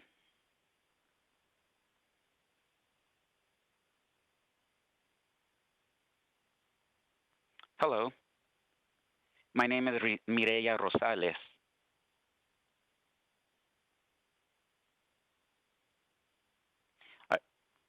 I've been working at the Sheraton in downtown for 10 years now.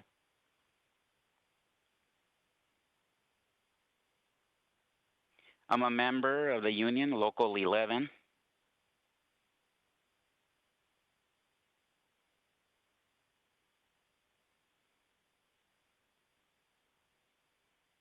The concern that we all have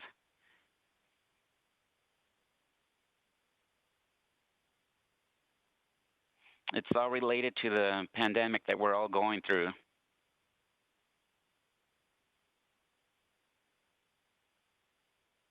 I was sent a letter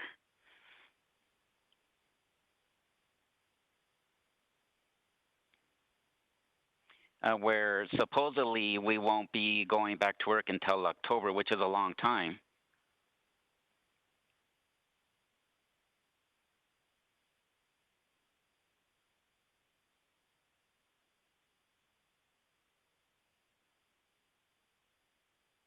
And it seems like we're only going to be receiving help until the 25th of July, which is the help that we've been receiving.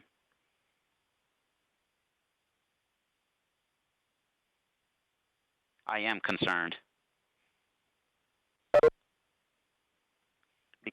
Because they will be giving us very little money, which isn't enough.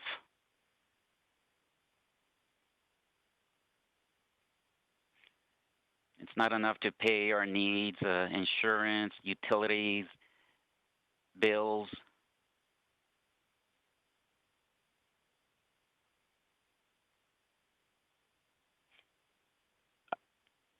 I don't want to lose my insurance.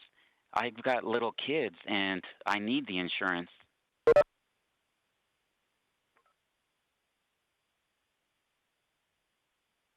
I'm not prepared to go back to work, but I do have a need.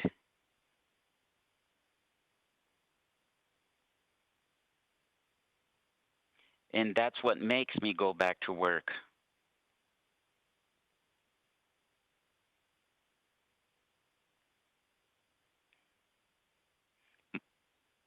My fear is for me to get sick and for my family to get sick because of me.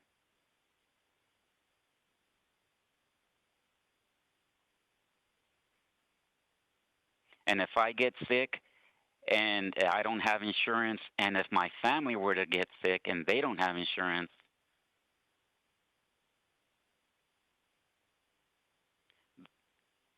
the doctors will not treat us if we don't have insurance. So that's my greatest concern.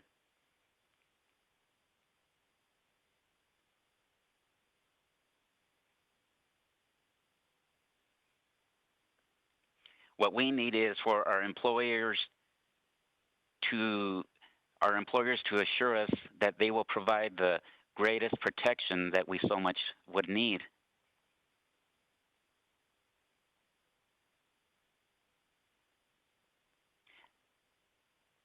I thank you very much, and that is my greatest concern, and I need for you guys to help me out, please.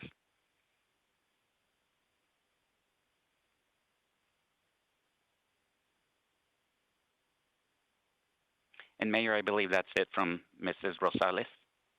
Wonderful. Thank you both. Gracias. Kellen, then Graciela.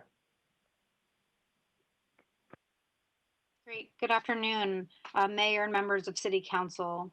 My name is Kellen Wilson, and I am a former hotel hostess and server. I now work with Unite Here Local 11, the Union for Hospitality Workers in Phoenix. As you know, tourism is the engine of the Phoenix economy. We rightfully take pride in having the friendliest airport and to be a premier destination from all corners of the world. The COVID-19 crisis has devastated this vital economy. Tourism workers in airports, convention centers, and hotels have been living with uncertainty, struggling to feed families, cover healthcare costs, and pay bills, while the tourism economy has slowed to a halt. Now, as our state government pushes to reopen Arizona, hospitality workers are faced with more uncertainty. Uncertainty about how to reopen our workplaces in a safe way. This is why I and others you are hearing from today urge you to pass a hospitality worker protection ordinance to put some of these anxieties to rest. Many workers I field calls daily feel pressured to return before they are ready because it is a choice between having health care and groceries or risking their lives. We cannot have the reopening of tourism be a Sophie's choice for Phoenix workers. We have to ensure that workers can return to their jobs when the time is right without fear of losing their livelihood due to no fault of their own. As the hospitality industry reopens its doors, there's a lot at stake.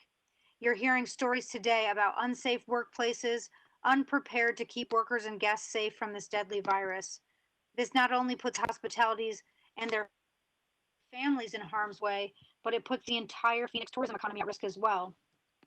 We have an obligation to make sure that Phoenix tourism venues keep our visitors safe and healthy. Our city's reputation depends on it. I believe as the 5th largest city in the country, we have a responsibility to protect both workers and visitors alike. There are other cities throughout the country, big and small, that have passed ordinance to protect hospitality workers. I hope the City of Phoenix takes this same leadership. Thank you very much. Thank you. Next, we will have Graciela, followed by Luz Wellman.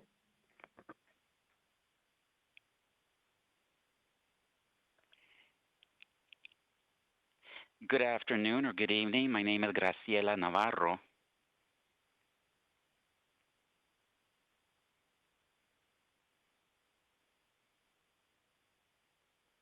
Oh, one moment, I'm sorry.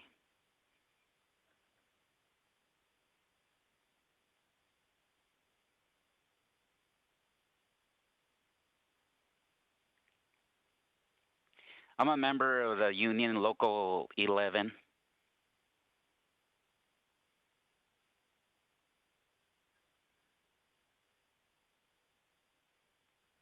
And I'm very proud to be working at the Sheraton in downtown.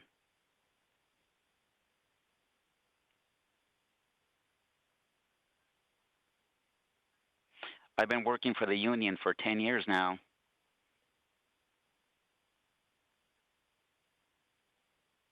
And I've been working for Sheraton for 11 years.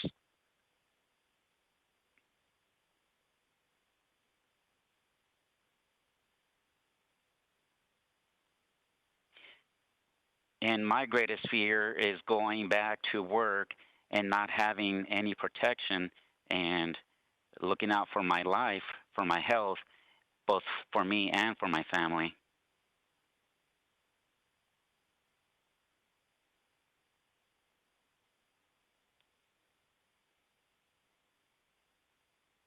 And I also have my husband. he had a kidney transplant 2 years ago.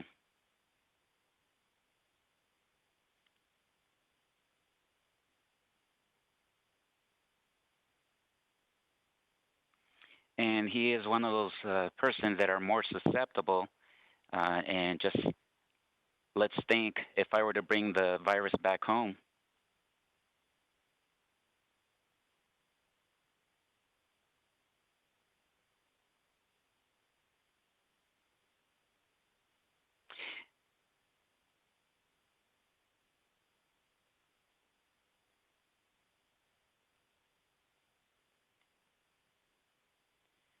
And our employer, they're just interested of us working.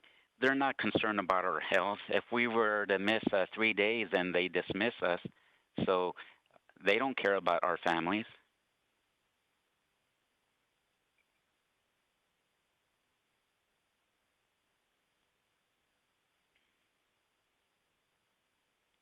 And if that, even if we were to return, if and when that does happen, they're not going to have the appropriate protection for us.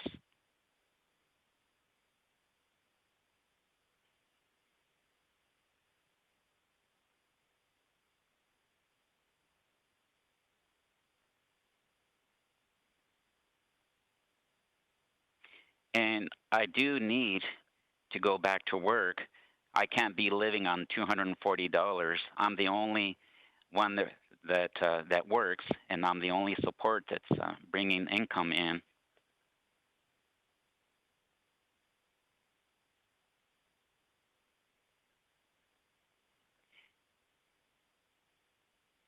And I thank you very much for listening to me, and I hope that you can help us out. That's all.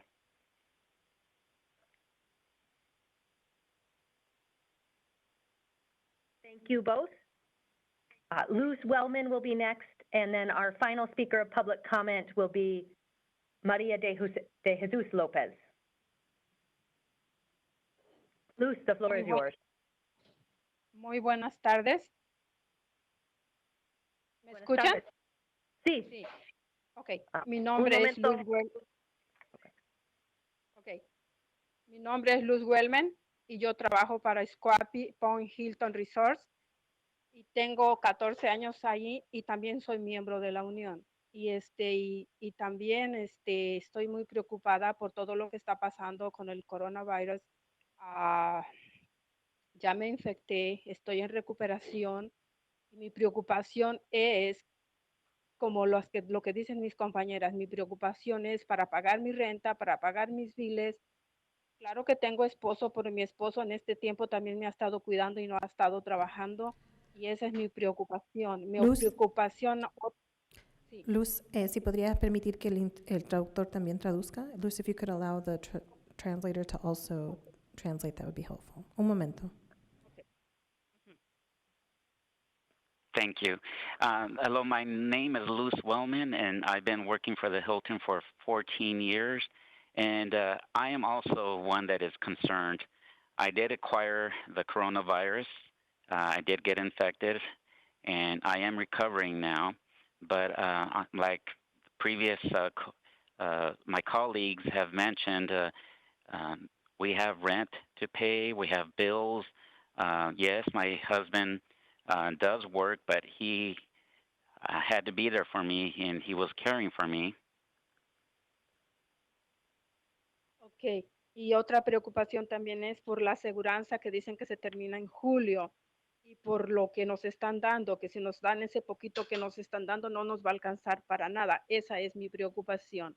Muchísimas gracias.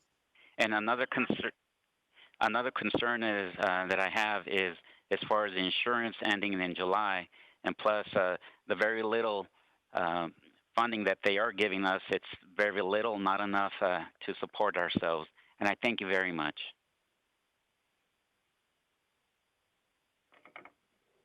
Thank you.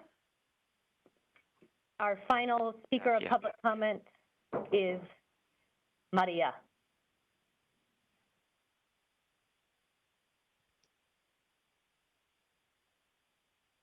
Hola, buenas tardes. Hello, good evening. Mi nombre es María López Tengo 14 años trabajando para el Hotel Hilton, Squaw Peak, y soy parte de la Unión Local 11. My name is Maria Lopez. I've been working for Hilton Squaw Peak for 14 years and also part of Local 11. Estoy orgullosa de trabajar para servir a nuestra ciudad y dar la bienvenida a los visitantes a Phoenix. I'm very proud to be serving our city and to be welcoming the visitors to our city.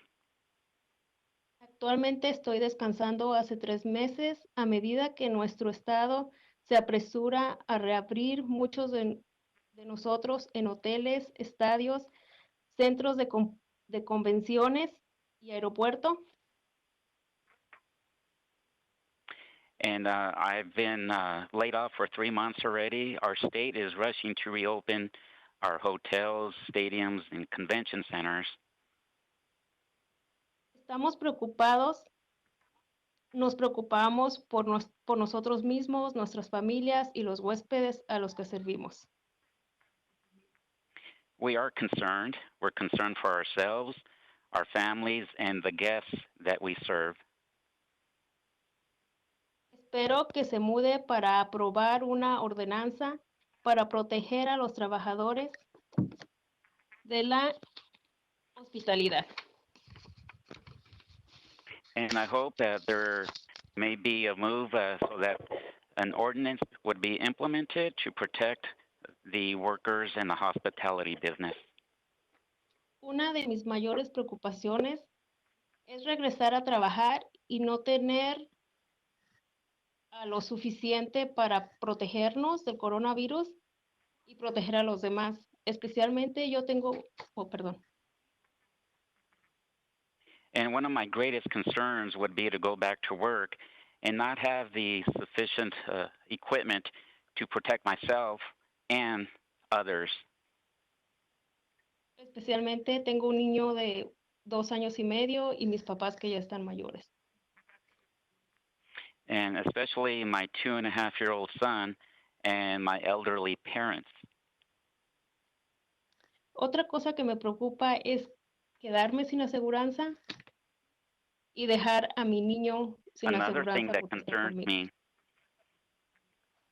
and another thing that concerns me is to be left without insurance and me having my young child. Ojalá nos puedan ayudar y muchas gracias por su tiempo. I hope that you can help me out, and I thank you very much. Gracias. Thank you. Thank you to all who have testified at this council meeting. That concludes our business for today. We are adjourned.